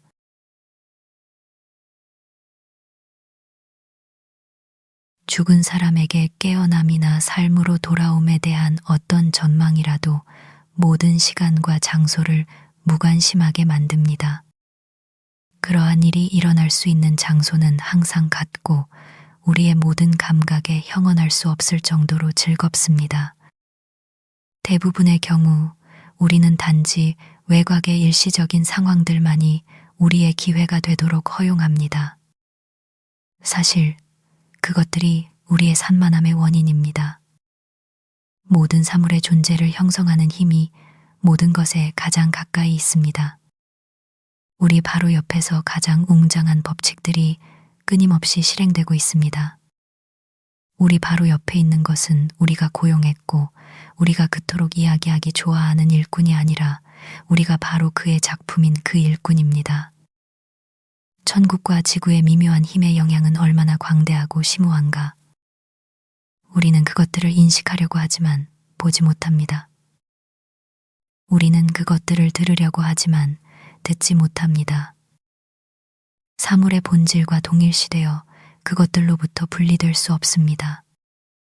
그것들은 온 우주에서 사람들이 마음을 정화하고 신성하게 하며 조상들에게 희생과 제물을 바치기 위해 축제의 옷을 입게 합니다. 그것은 미묘한 지성들의 대양입니다. 그것들은 어디에나 있습니다. 우리 위, 우리 왼쪽에, 우리 오른쪽에 있습니다. 그것들은 사방에서 우리를 둘러싸고 있습니다. 우리는 나에게는 흥미롭지 않은 작은 실험의 피실험자입니다. 이러한 상황에서 우리들의 잡담 상대 없이 잠시 지낼 수는 없을까요? 우리 자신의 생각을 가지고 우리 자신을 격려할 수는 없을까요? 공자는 진실을 말합니다. 덕은 버려진 고아로 남아있지 않는다. 그것은 반드시 이웃을 가져야 한다.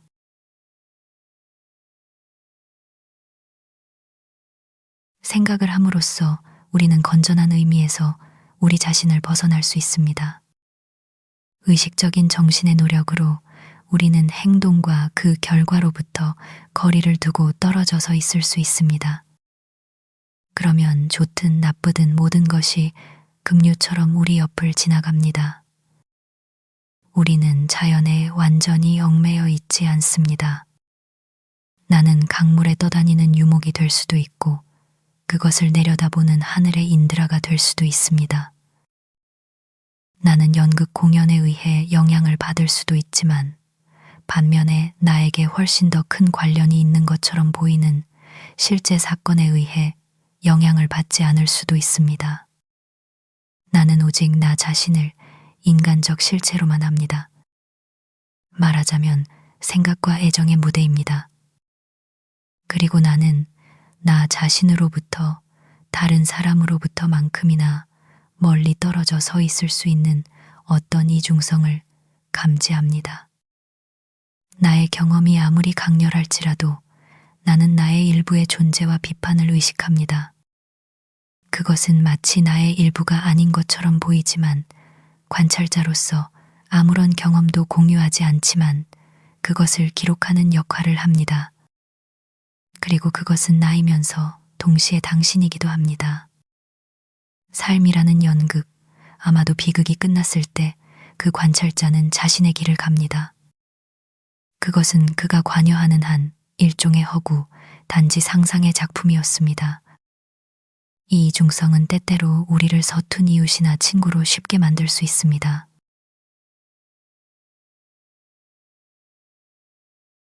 나는 대부분의 시간을 혼자 있는 것이 건강에 좋다는 것을 발견합니다.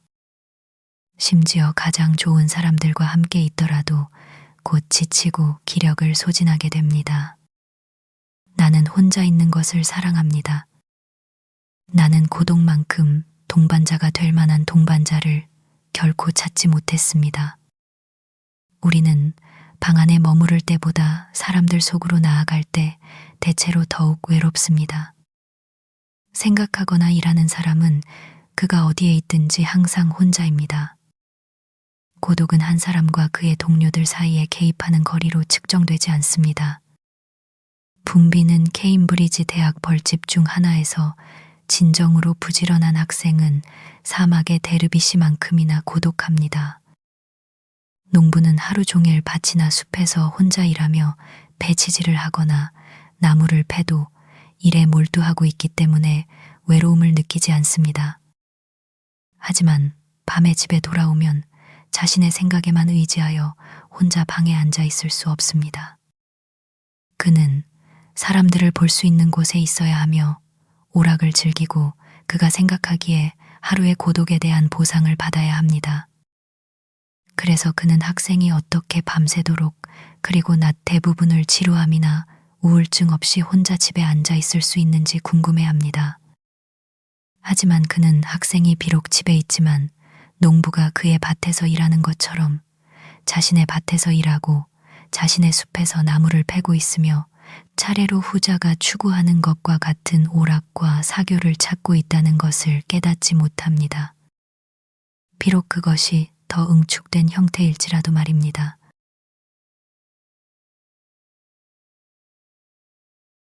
사교는 보통 너무 값쌉니다. 우리는 서로에게 어떤 새로운 가치도 얻을 시간을 갖지 못한 채 매우 짧은 간격으로 만납니다.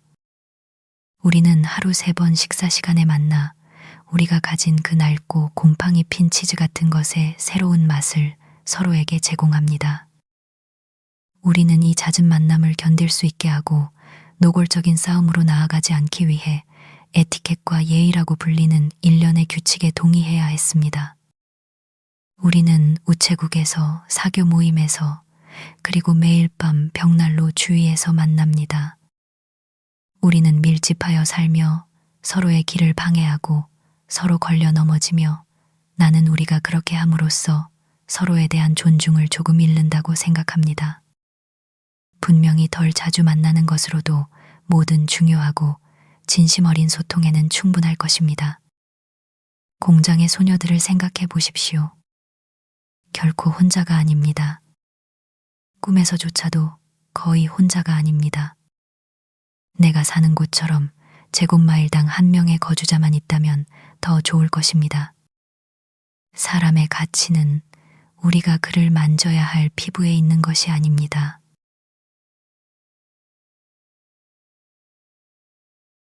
나는 숲속에서 길을 잃고 나무 밑에서 굶주림과 탈진으로 죽어가는 한 남자에 대해 들었습니다. 그의 외로움은 신체적 허약함 때문에 병든 상상력이 그를 둘러싼 기괴한 환영에 의해 해소되었고 그는 그것이 실제라고 믿었습니다.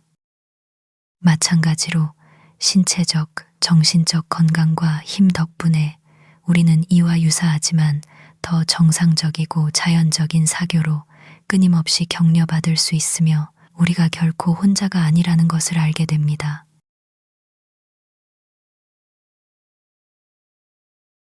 나는 나의 집에서 아주 많은 동반자를 만납니다. 특히 아무도 찾아오지 않는 아침에 말입니다. 나의 상황을 누군가에게 전달할 수 있도록 몇 가지 비교를 제시해 보겠습니다. 나는 연못에서 그토록 크게 웃는 큰 놈병아리보다 더 외롭지 않으며 월든 연못 그 자체보다도 외롭지 않습니다. 그 고독한 호수는 대체 어떤 동반자를 가지고 있습니까? 그럼에도 불구하고 그것은 우울증이 아니라 물의 푸른 빛 속에는 푸른 천사들을 가지고 있습니다. 태양은 혼자입니다. 짙은 날씨를 제외하고는 때때로 2개의 태양이 나타나는 것처럼 보일 때도 있지만 하나는 가짜 태양입니다. 하나님은 혼자이십니다. 하지만 악마는 결코 혼자가 아닙니다. 그는 많은 무리를 봅니다.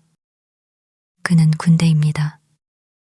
나는 목장의 단 하나의 잔대나 민들레 혹은 콩잎, 수영, 쇠파리, 뒤형벌보다 더 외롭지 않습니다.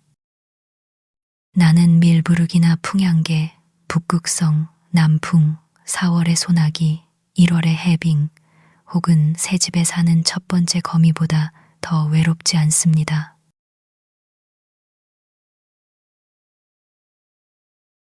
나는 긴 겨울 저녁, 눈이 펑펑 내리고 숲속에서 바람이 울부짖을 때 가끔 방문객을 맞이합니다.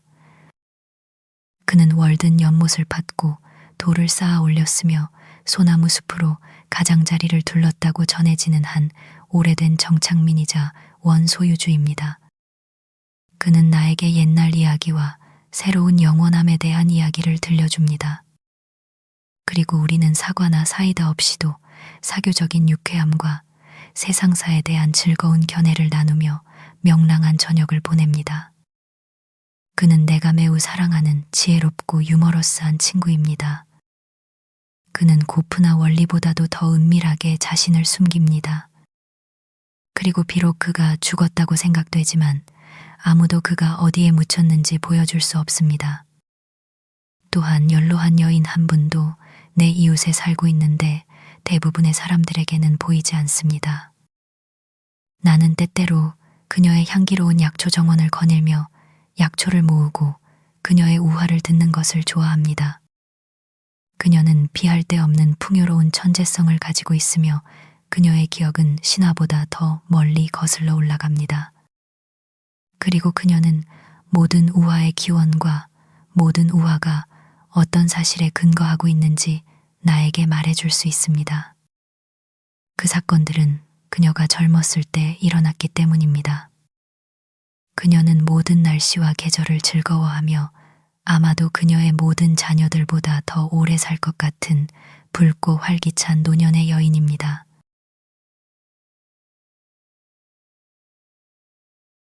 자연의 형언할 수 없는 순수함과 자비, 태양과 바람과 비, 여름과 겨울의 그것들이 영원히 제공하는 건강과 기쁨, 그리고 그것들은 우리 인류와 항상 그러한 공감을 가지고 있어서 만약 어떤 사람이 정당한 이유로 슬퍼한다면 온 자연이 영향을 받고 태양의 밝기가 희미해지며 바람은 인간적으로 한숨 쉬고 구름은 눈물을 흘리며 비를 내리고 숲은 한여름에도 잎을 떨구고 상복을 입을 것입니다.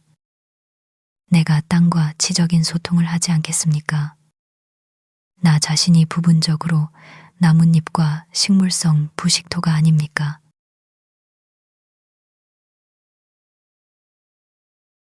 우리를 건강하고 평온하며 만족하게 유지시켜 줄 약은 무엇입니까? 당신이나 나의 증조 할아버지의 것이 아니라 우리의 증조 할머니, 자연의 보편적이고 식물적인 식물학적 약입니다. 그것으로 그녀는 항상 자신을 젊게 유지해왔고 그녀의 시대에 그렇게 많은 올드파보다 오래 살았으며 그들의 쇠퇴하는 비계로 자신의 건강을 먹였습니다. 나의 만병통치약으로는 우리가 가끔 병을 담기 위해 만들어진 것을 보는 길고 얕은 검은 스쿠너처럼 생긴 마차에서 나오는 아케론과 사해에서 퍼낸 혼합물이 든 돌파리 약병 중 하나 대신에 희석되지 않은 아침 공기 한 모금을 마시게 해 주십시오.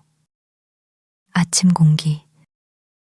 만약 사람들이 하루의 근원지에서 이것을 마시려 하지 않는다면 그러면 우리는 병에 담아 상점에서 팔아야 할 것입니다.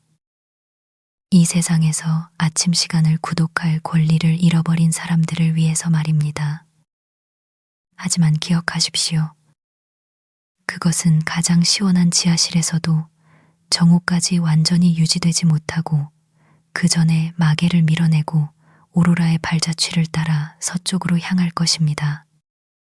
나는 그 늙은 약초이사 아스클레피오스의 딸이었고 기념비의 한 손에는 뱀을, 다른 한 손에는 뱀이 때때로 마시는 컵을 들고 있는 모습으로 표현되는 히게이아의 숭배자가 아닙니다.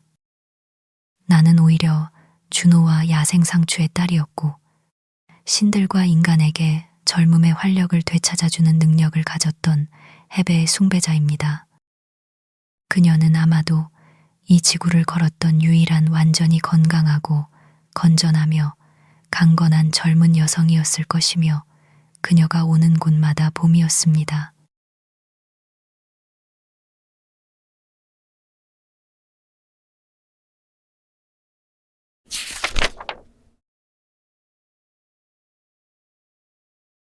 방문객.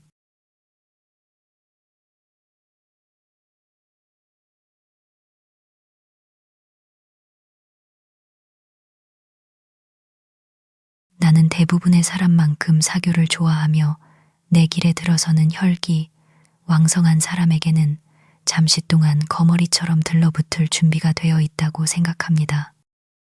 나는 천성적으로 은둔자가 아니지만 만약 나의 일이 그곳으로 나를 부른다면 술집을 가장 끈기 있게 드나드는 사람보다도 더 오래 자리를 지킬 수 있을 것입니다.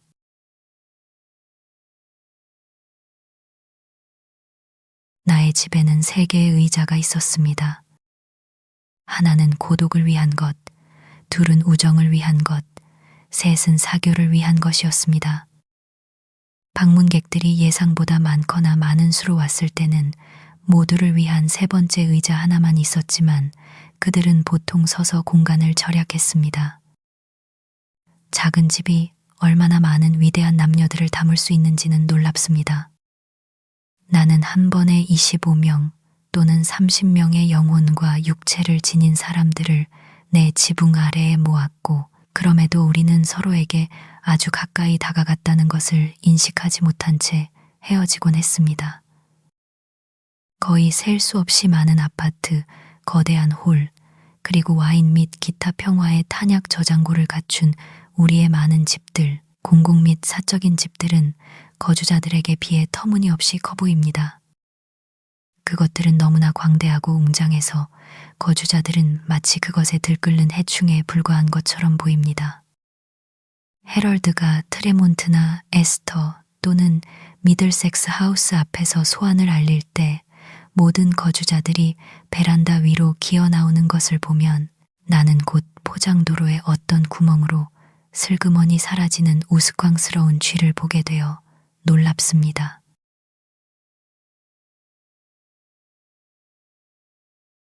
이 작은 집에서 때때로 겪었던 한 가지 불편함은 우리가 커다란 생각을 커다란 말로 표현하기 시작했을 때 손님과 충분한 거리를 두기가 어렵다는 것이었습니다. 당신은 당신의 생각이 항해 준비를 하고 항구에 도착하기 전에 한두 코스를 달릴 수 있는 공간을 원합니다. 당신의 생각의 총알은 듣는 사람의 귀에 도달하기 전에 측면 운동과 도약 운동을 극복하고 마지막에 꾸준한 궤도에 진입해야 합니다. 그렇지 않으면 그것은 듣는 사람의 머리 측면을 뚫고 다시 나갈 수도 있습니다. 또한 우리의 문장들은 그 간격 안에서 펼쳐지고 그 열을 형성할 공간을 원했습니다. 개인들도 국가들처럼 심지어 상당한 중립지대를 포함하여 그들 사이에 적절하고 넓고 자연적인 경계를 가져야 합니다. 나는 맞은편에 있는 동반자와 연못을 가로질러 이야기하는 것이 독특한 사치라는 것을 알았습니다. 나의 집에서는 우리가 너무 가까워서 듣기 시작할 수 없었습니다. 우리는 들리도록 충분히 작게 말할 수 없었습니다. 마치 고요한 물에 너무 가까이 2개의 돌을 던져 서로의 잔물결을 깨뜨리는 것처럼 말입니다. 만약 우리가 단지 수다스럽고 시끄럽게 말하는 사람들이라면 우리는 뺨을 맞대고 서로의 숨결을 느끼면서 아주 가까이 서 있을 여유가 있습니다. 하지만 우리가 신중하고 사려 깊게 말한다면 우리는 더 멀리 떨어져 있기를 원합니다. 모든 동물적인 열과 습기가 증발할 기회를 가질 수 있도록 말입니다. 우리 각자 안에 있는 말로 표현되지 않거나 그 이상인 것과 가장 친밀한 사교를 누리고자 한다면 우리는 침묵해야 할 뿐만 아니라 보통은 어떤 경우에도 서로의 목소리를 들을 수 없을 정도로 신체적으로 멀리 떨어져 있어야 합니다. 이 기준으로 볼 때 말은 귀가 어두운 사람들의 편의를 위한 것입니다.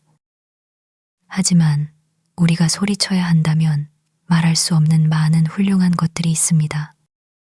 대화가 더 높고 웅장한 어조를 띠기 시작했을 때 우리는 의자를 점차 멀리 밀어내어 반대편 구석의 벽에 닿을 때까지 밀었고 그러면 보통은 공간이 충분하지 않았습니다.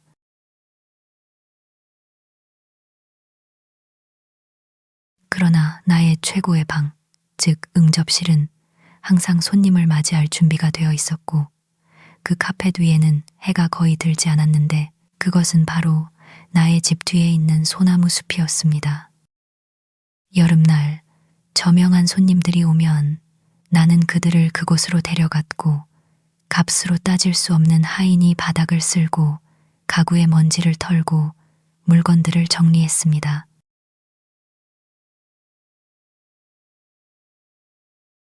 한 명의 손님이 오면 때때로 그는 나의 소박한 식사에 참여했습니다. 그동안 헤이스티 푸딩을 적거나 제 속에서 빵 한 덩이가 부풀어 오르고 익는 것을 지켜보는 것은 대화에 전혀 방해가 되지 않았습니다. 하지만 20명이 와서 나의 집에 앉아 있을 때는 비록 두 사람이 먹을 만큼의 빵이 있을지라도 마치 식사하는 것이 버려진 습관이라도 된 것처럼 저녁 식사에 대한 언급은 전혀 없었습니다. 우리는 자연스럽게 금식을 실천했습니다. 그리고 이것은 결코 환대에 대한 모욕으로 느껴지지 않았으며 가장 적절하고 사려 깊은 행동이었습니다. 자주 수리가 필요한 육체적 삶의 낭비와 쇠퇴는 그런 경우에 기적적으로 지연되는 것 같았고 생명력은 그 자리를 지켰습니다.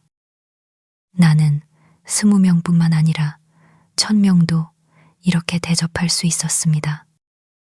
그리고 내가 집에 있을 때 혹시라도 실망하거나 배고픈 채 나의 집을 떠난 사람이 있다면 그들은 적어도 내가 그들에게 공감했다는 것을 믿어도 좋습니다. 많은 주부들이 의심하겠지만 낡은 관습 대신에 새롭고 더 나은 관습을 확립하는 것은 이처럼 쉽습니다. 당신은 당신이 제공하는 저녁 식사에 당신의 명성을 의존할 필요가 없습니다.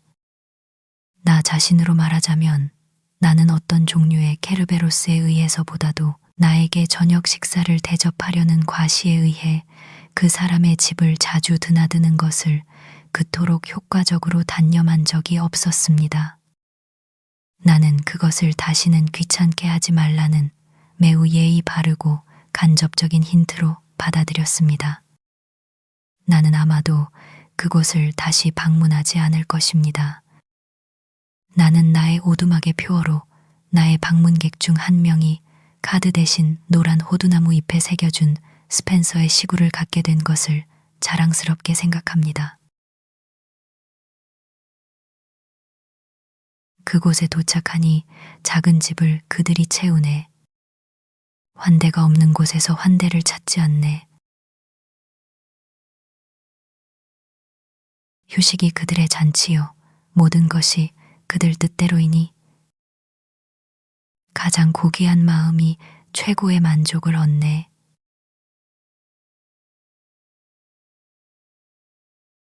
후에 플리머스 식민지 총독이 된 윈슬로우가 동반자와 함께 숲을 걸어 마사소이트를 예방 방문했을 때 피곤하고 배고픈 채로 그의 숙소에 도착했습니다. 그들은 왕에게 환영받았지만 그날 식사에 대한 이야기는 없었습니다. 밤이 되자 그들 자신의 말에 따르면 그는 우리를 자신과 그의 아내와 함께 침대에 눕혔는데 그들은 한쪽 끝에 우리는 다른 쪽 끝에 있었습니다.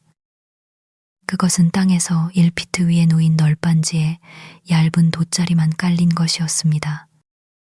방이 부족하여 그의 주요 신하 2명이 우리 위로 비집고 눌러 누웠습니다. 그래서 우리는 여정보다 숙소 때문에 더 지쳤습니다. 다음 날 오후 1시에 마사소이트는 그가 쏜 물고기 2마리를 가져왔는데 도미보다 3배쯤 컸습니다. 이것들이 삶아지자 적어도 40명이 그것을 나누어 먹기를 기대했습니다. 대부분이 그것을 먹었습니다. 이 식사가 이틀 밤낮 동안 우리가 가진 유일한 식사였으며 우리 중 한 명이 자곳에 한 마리를 사지 않았다면 우리는 굶은 채로 여행을 떠났을 것입니다. 그들은 음식 부족과 함께 야만인들의 야만적인 노래, 그들은 노래를 부르며 잠을 청하곤 했습니다. 때문에 잠도 부족하여 머리가 혼미해지고 여행할 힘이 있을 때 집에 돌아가야 할까봐 두려워 떠났습니다. 숙소에 관해서는 그들이 빈약하게 대접받은 것은 사실입니다. 그들이 불편하다고 느꼈던 것이 의심할 여지 없이 영광을 의미했을지라도 말입니다. 하지만 식사에 관해서는 나는 인디언들이 더 잘할 수 있는 방법이 있었는지 모르겠습니다. 그들 자신도 먹을 것이 없었고 그들은 사과가 손님에게 음식을 대신할 수 있다고 생각할 만큼 어리석지 않았습니다. 그래서 그들은 벨트를 더 단단히 졸라매고 그것에 대해 아무 말도 하지 않았습니다. 윈슬로우가 그들을 다시 방문했을 때 그것은 그들에게 풍요로운 계절이었기 때문에 이 점에서는 부족함이 없었습니다.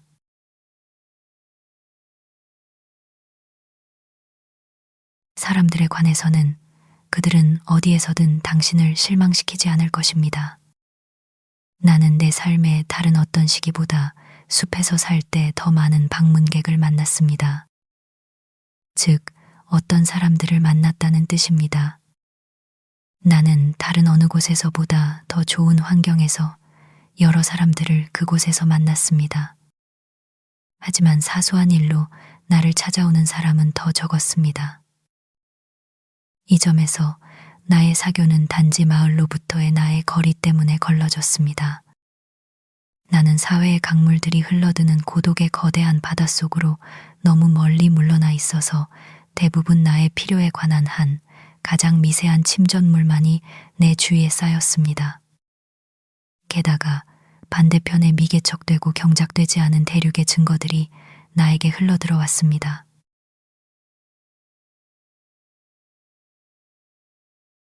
이 아침에 누가 나의 숙소를 찾아왔을까요? 진정한 호모 시대의 사람 또는 파플라고니아인입니다. 그는 이름이 너무나 적절하고 시적이라서 여기에 인쇄할 수 없는 것이 유감입니다. 그는 캐나다인이며 나무꾼이자 기둥 제작자로 하루에 50개의 구멍을 뚫을 수 있는 사람입니다.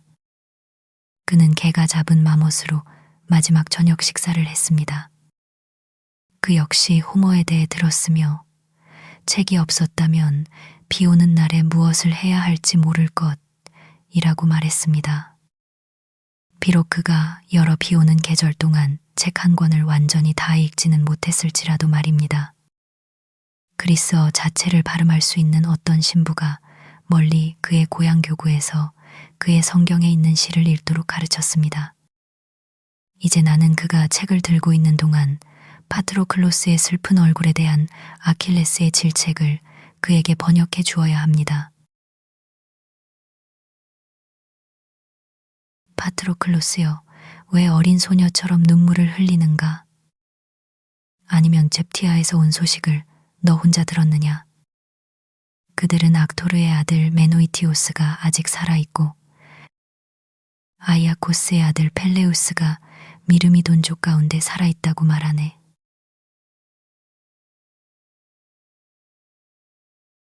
이들 중 어느 한 명이 죽었다면 우리는 크게 슬퍼해야 마땅하거늘.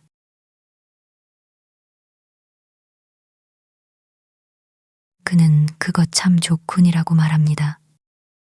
그는 아픈 사람을 위해 이번 일요일 아침에 모은 흰 참나무 껍질 한 묶음을 팔에 끼고 있습니다. 오늘 그런 것을 구하러 가는 것이 해가 되지는 않겠죠. 라고 그는 말합니다. 그에게 호머는 위대한 작가였지만 그의 글이 무엇에 관한 것인지는 알지 못했습니다.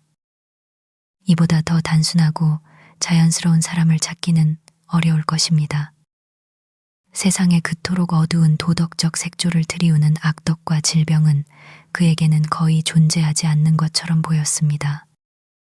그는 약 28세였으며 10여 년 전에 캐나다와 아버지의 집을 떠나 미국에서 일하며 결국에는 고향에서 농장을 사기 위한 돈을 벌고 있었습니다.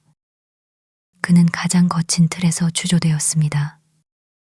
튼튼하지만 외뜬 몸매에 우아하게 걸었고 햇볕에 그을린 두꺼운 목, 짙고 덥수룩한 머리카락, 그리고 가끔 표정으로 빛을 발하는 둔하고 졸린 푸른 눈을 가지고 있었습니다.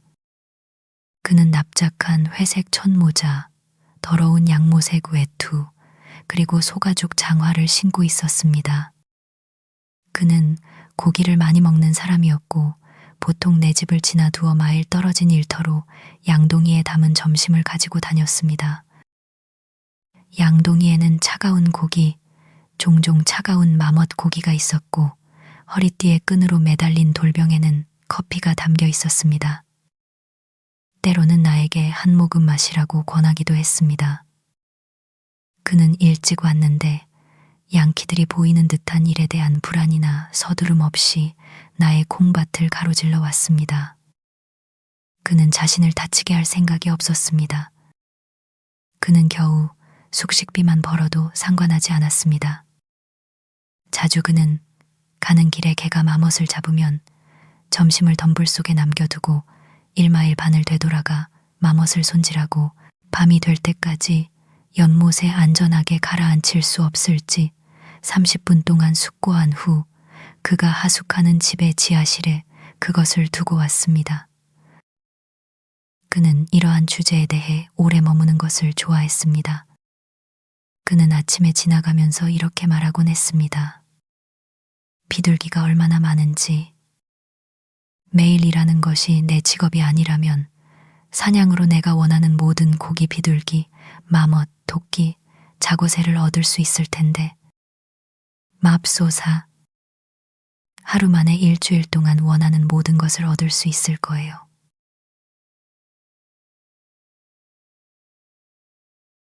그는 숙련된 나무꾼이었고 그의 기술에 약간의 장식과 기교를 부렸습니다. 그는 나무를 지면에 가깝고 평평하게 잘랐습니다. 그래야 나중에 올라오는 새싹들이 더 활기차고 썰매가 그루터기 위로 미끄러져 지나갈 수 있기 때문입니다. 그리고 묶어놓은 장작을 지탱하기 위해 나무 전체를 남겨두는 대신 그는 그것을 당신이 손으로 부러뜨릴 수 있을 만큼 가는 말뚝이나 조각으로 깎아냈습니다.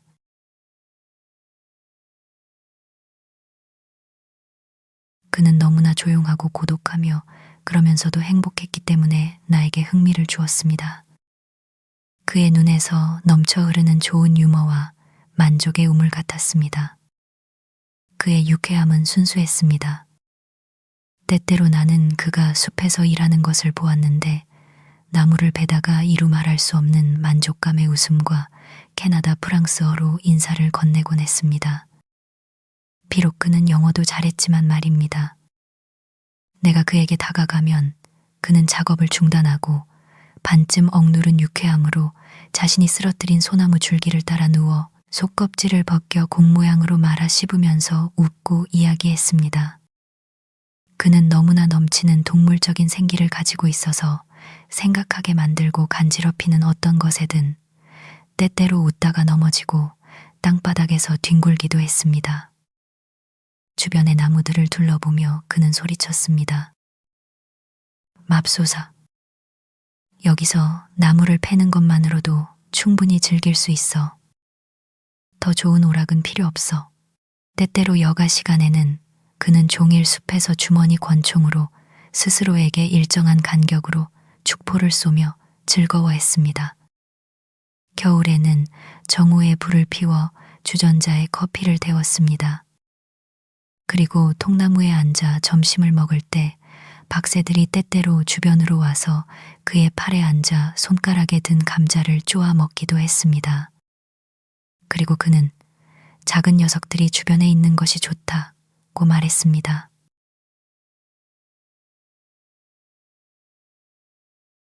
그에게는 동물적인 인간이 주로 발달되어 있었습니다. 육체적 지구력과 만족감에 있어서 그는 소나무와 바위의 사촌이었습니다. 나는 그에게 하루 종일 일한 후에 밤에는 피곤하지 않느냐고 물었고 그는 진지하고 심각한 표정으로 대답했습니다. 맙소사, 나는 평생 피곤했던 적이 없어. 하지만 그 안에 있는 지적인 그리고 이른바 영적인 인간은 마치 유아처럼 잠들어 있었습니다. 그는 가톨릭 신부들이 원주민을 가르치는 것처럼 순수하고 비효율적인 방식으로만 교육받았는데 이 방식으로는 제자가 의식의 정도까지 교육받지 못하고 오직 신뢰와 존경의 정도까지만 교육받으며 아이를 성인으로 만들지 않고 아이로 유지시킵니다. 자연이 그를 만들었을 때 그녀는 그에게 강한 몸과 만족감을 그의 몫으로 주었고 그가 70년을 아이로 살 수 있도록 경외심과 신뢰로 사방에서 그를 지지했습니다. 그는 너무나 진정하고 순수하여 마치 당신이 이웃에게 마멋을 소개하는 것처럼 어떤 소개도 그를 소개하는 데 도움이 되지 않을 정도였습니다. 당신이 그랬듯이 당신 스스로 그를 알아내야 했습니다. 그는 어떤 역할도 연기하지 않았습니다. 사람들은 그에게 노동의 대가를 지불하여 그가 먹고 입는 것을 도왔습니다. 하지만 그는 그들과 의견을 교환하는 법이 없었습니다. 그는 너무나 단순하고 자연스럽게 겸손하여 결코 열망하지 않는 그를 겸손하다고 부를 수 있다면 겸손함이 그에게는 뚜렷한 특성이 아니었으며 그는 그것을 상상조차 할 수 없었습니다. 더 현명한 사람들은 그에게 반신과 같았습니다. 당신이 그에게 그런 사람이 온다고 말하면 그는 그토록 위대한 존재는 자신에게 아무것도 기대하지 않고 모든 책임을 스스로 질 것이며 자신은 여전히 잊혀질 것이라고 생각하는 듯 행동했습니다. 그는 찬사의 소리를 들어본 적이 없었습니다.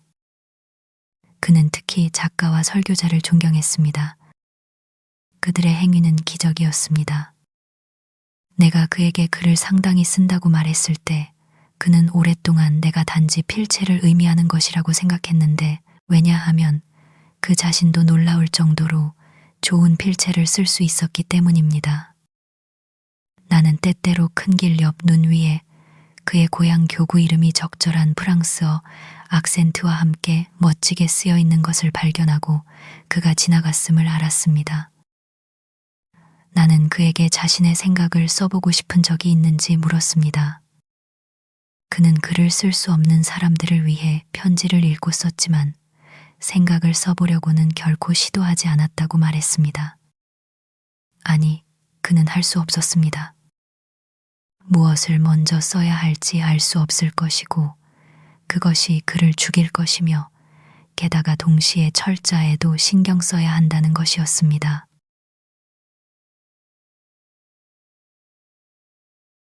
나는 한 저명한 현인이자 개혁가가 그에게 세상이 바뀌기를 원하지 않느냐고 물었다는 이야기를 들었습니다.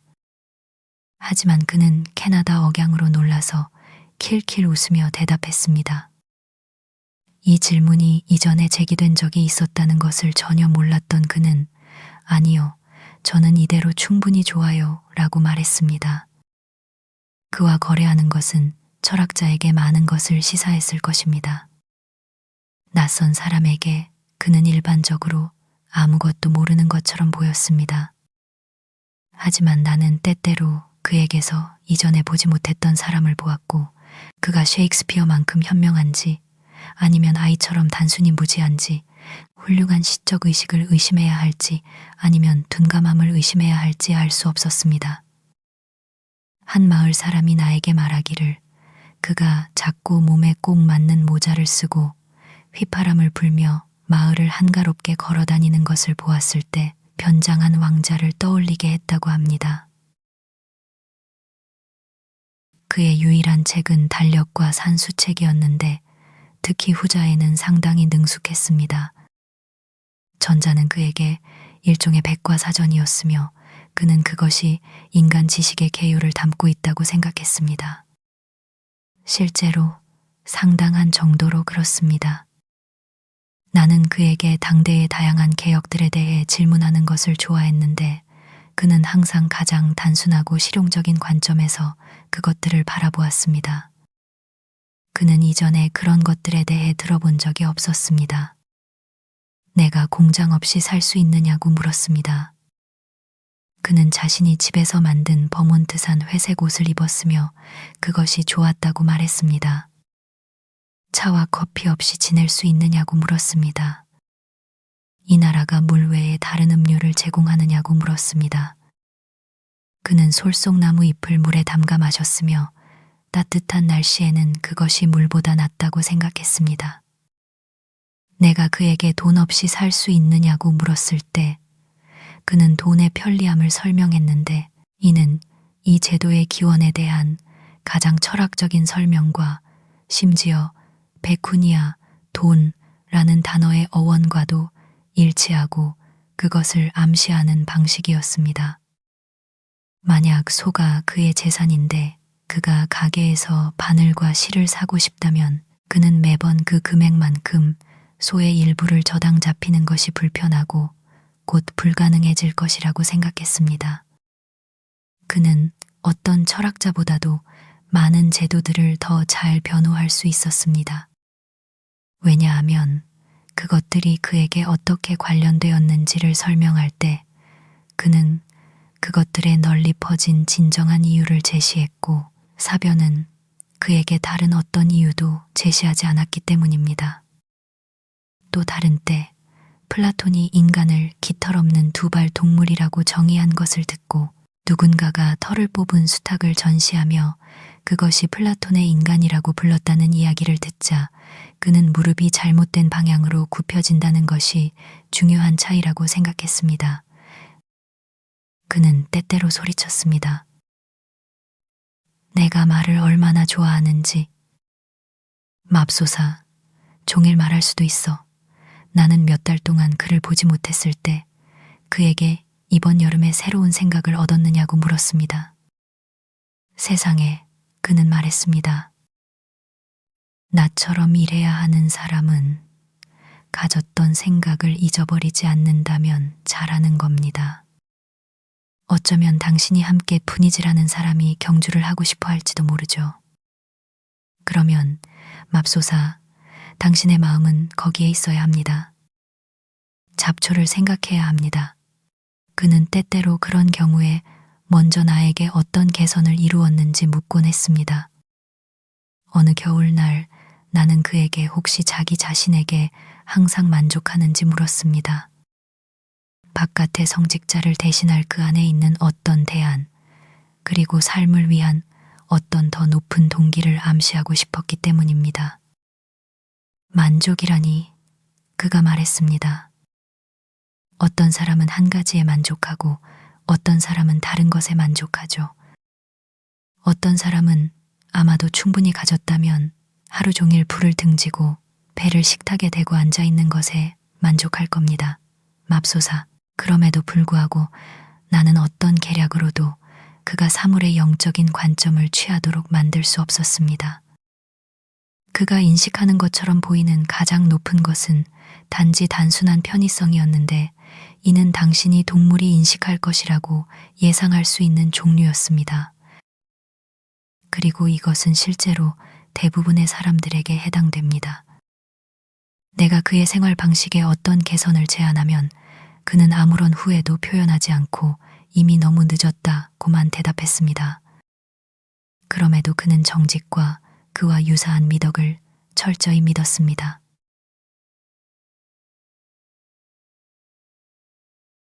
그러나 그에게는 아무리 사소할지라도 어떤 긍정적인 독창성이 감지될 수 있었고 나는 가끔 그가 스스로 생각하고 자신의 의견을 표현하는 것을 관찰했습니다. 이는 너무나 희귀한 현상이어서 나는 그것을 관찰하기 위해 며칠이든 10마일을 걸을 수 있었을 것이며 그것은 사회의 많은 제도들의 재창조와 같았습니다. 비록 그가 주저하고 아마도 명확하게 자신을 표현하는 데 실패했지만 그는 항상 그 뒤에 제시할 만한 생각을 가지고 있었습니다. 그러나 그의 생각은 너무나 원시적이고 그의 동물적인 삶에 몰두되어 있어서 단순히 학식이 있는 사람의 생각보다 더 유망함에도 불구하고 보고될 만한 어떤 것으로는 거의 무르익지 않았습니다. 그는 가장 낮은 계층의 삶에도 아무리 영구적으로 겸손하고 문맹일지라도 항상 자신의 관점을 취하거나 전혀 보지 않는 척하는 천재적인 사람들이 있을 수 있다고 암시했습니다. 그들은 비록 어둡고 진흙탕일지라도 월든 연못이 그러하다고 여겨졌던 것처럼 심오한 존재일 수 있습니다.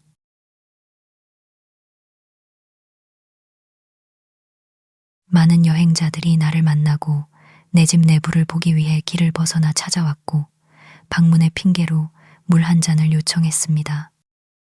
나는 그들에게 내가 연못에서 마신다고 말하고 그쪽을 가리키며 바가지를 빌려주겠다고 제안했습니다. 내가 아무리 멀리 살았더라도 매년 4월 1일경에 일어나는 모두가 움직이는 연례 방문에서 면제되지 않았습니다. 그리고 나에게도 좋은 운이 있었는데 방문객 중에는 몇몇 진귀한 표본들이 있었습니다. 구빈원 등지에서 온 반쯤 얼빠진 사람들이 나를 찾아왔습니다. 하지만 나는 그들이 가진 모든 지혜를 발휘하도록 노력하게 했고 그들의 고백을 나에게 하도록 했습니다.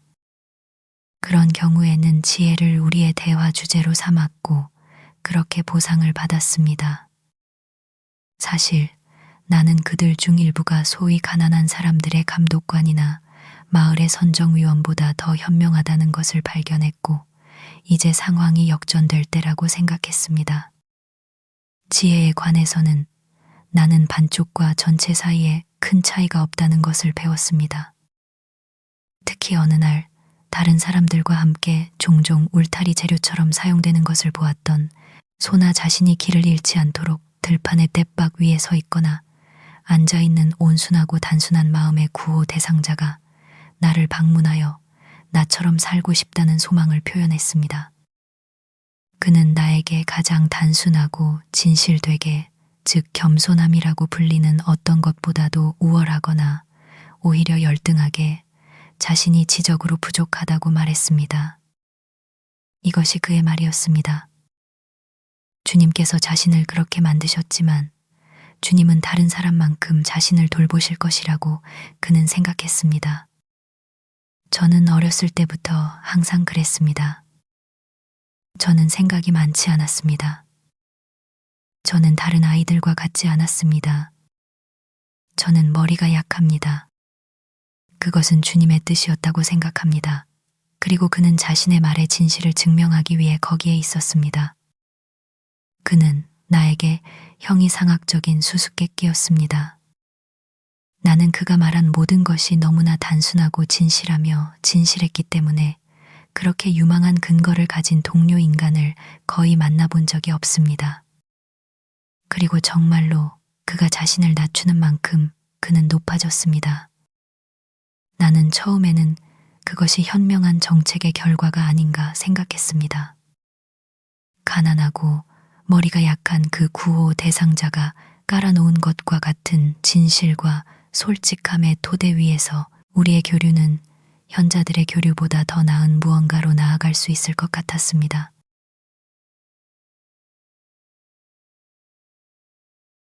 나는 보통 마을의 가난한 사람으로 여겨지지 않지만 사실은 그래야 할 사람들로부터도 손님을 맞이했습니다. 그들은 어쨌든 세상의 가난한 사람들 중 하나였습니다. 그들은 당신의 환대가 아니라 당신의 구호에 호소하는 손님들입니다. 그들은 간절히 도움을 받고 싶어 하며 호소하기 전에 한 가지, 즉 결코 스스로를 돕지 않기로 결심했다는 정보를 서론으로 꺼냅니다. 나는 방문객이 세상에서 가장 좋은 식욕을 가지고 있을지라도 실제로 굶주리고 있지는 않기를 요구합니다. 구호의 대상은 손님이 아닙니다. 방문이 끝났는지 모르는 사람들, 비록 내가 다시 내 일을 하러 가고 점점 더 먼 곳에서 그들에게 대답할지라도 말입니다. 이주하는 계절에는 거의 모든 수준의 지혜를 가진 사람들이 나를 찾아왔습니다. 어떤 사람들은 어떻게 해야 할지 모를 정도로 많은 지혜를 가지고 있었습니다. 농장 방식을 가진 도망노예들은 우화 속의 여우처럼 자신들의 뒤를 쫓는 사냥개 소리를 듣는 것처럼 때때로 귀 기울였고 나를 애원하는 듯이 바라보며 마치 이렇게 말하는 것 같았습니다. 오, 기독교인이시여, 저를 되돌려 보내시겠습니까? 나는 그들 중 한 명, 북극성을 향해 나아가는 것을 도왔던 진짜 도망노예도 만났습니다. 한 가지 생각만 가진 사람들, 마치 병아리 한 마리를 가진 암탉 같았는데 그 병아리가 오리 새끼인 경우와 같았습니다. 그리고 수천 가지 생각을 가졌지만 헝클어진 머리를 한 사람들, 마치 한 마리의 벌레를 쫓는 100마리 병아리를 돌보게 된 암탉들 같았는데 매일 아침 이슬에 20마리씩 길을 잃고 그 결과 털이 곱슬곱슬해지고 몸이 오르는 사람들입니다. 다리 대신에 생각만 가진 사람들, 당신을 온몸이 기어다니게 만드는 일종의 지적인 지네 같았습니다. 어떤 사람은 화이트 마운틴에서처럼 방문객들이 자신의 이름을 적을 수 있는 책을 제안했습니다. 하지만 나는 그럴 필요가 없을 만큼 좋은 기억력을 가지고 있습니다.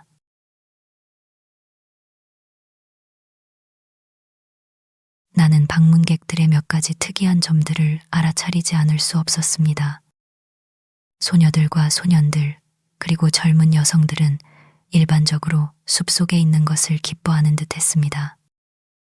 그들은 연못을 들여다보고 꽃들을 보며 시간을 잘 보냈습니다.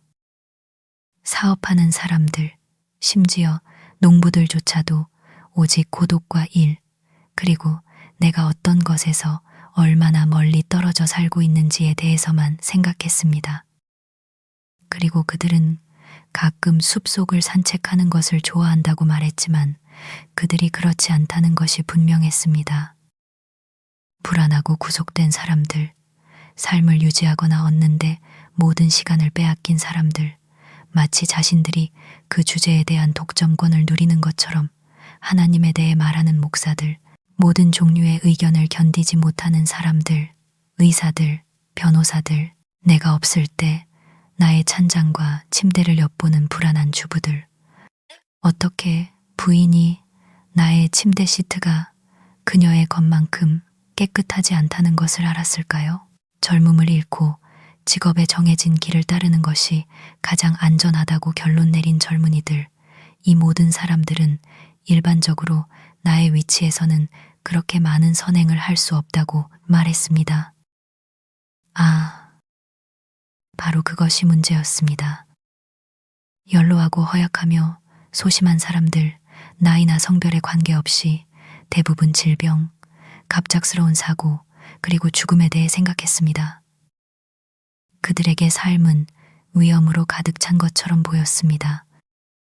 당신이 어떤 위험도 생각하지 않는다면 어떤 위험이 있습니까? 그리고 그들은 신중한 사람이라면 닥터비가 즉시 출동할 수 있는 가장 안전한 위치를 신중하게 선택할 것이라고 생각했습니다.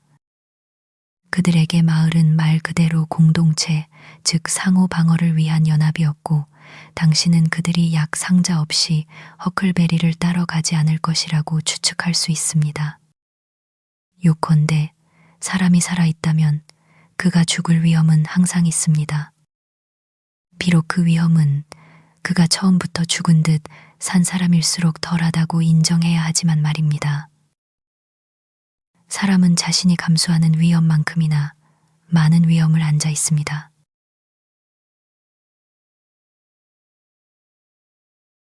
마지막으로 스스로를 개혁가라 칭하는 사람들이 있었는데 이들은 가장 지루한 부류였습니다. 그들은 내가 마치 이런 노래나 영원히 부르고 있다고 생각했지요.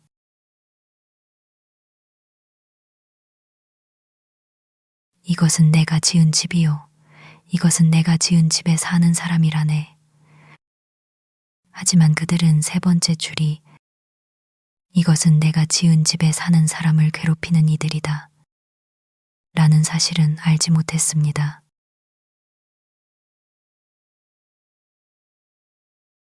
나는 닭을 노리는 매는 두려워하지 않았습니다. 닭을 키우지 않기 때문입니다. 오히려 나는 사람을 괴롭히는 이들이야말로 진정 두려웠습니다.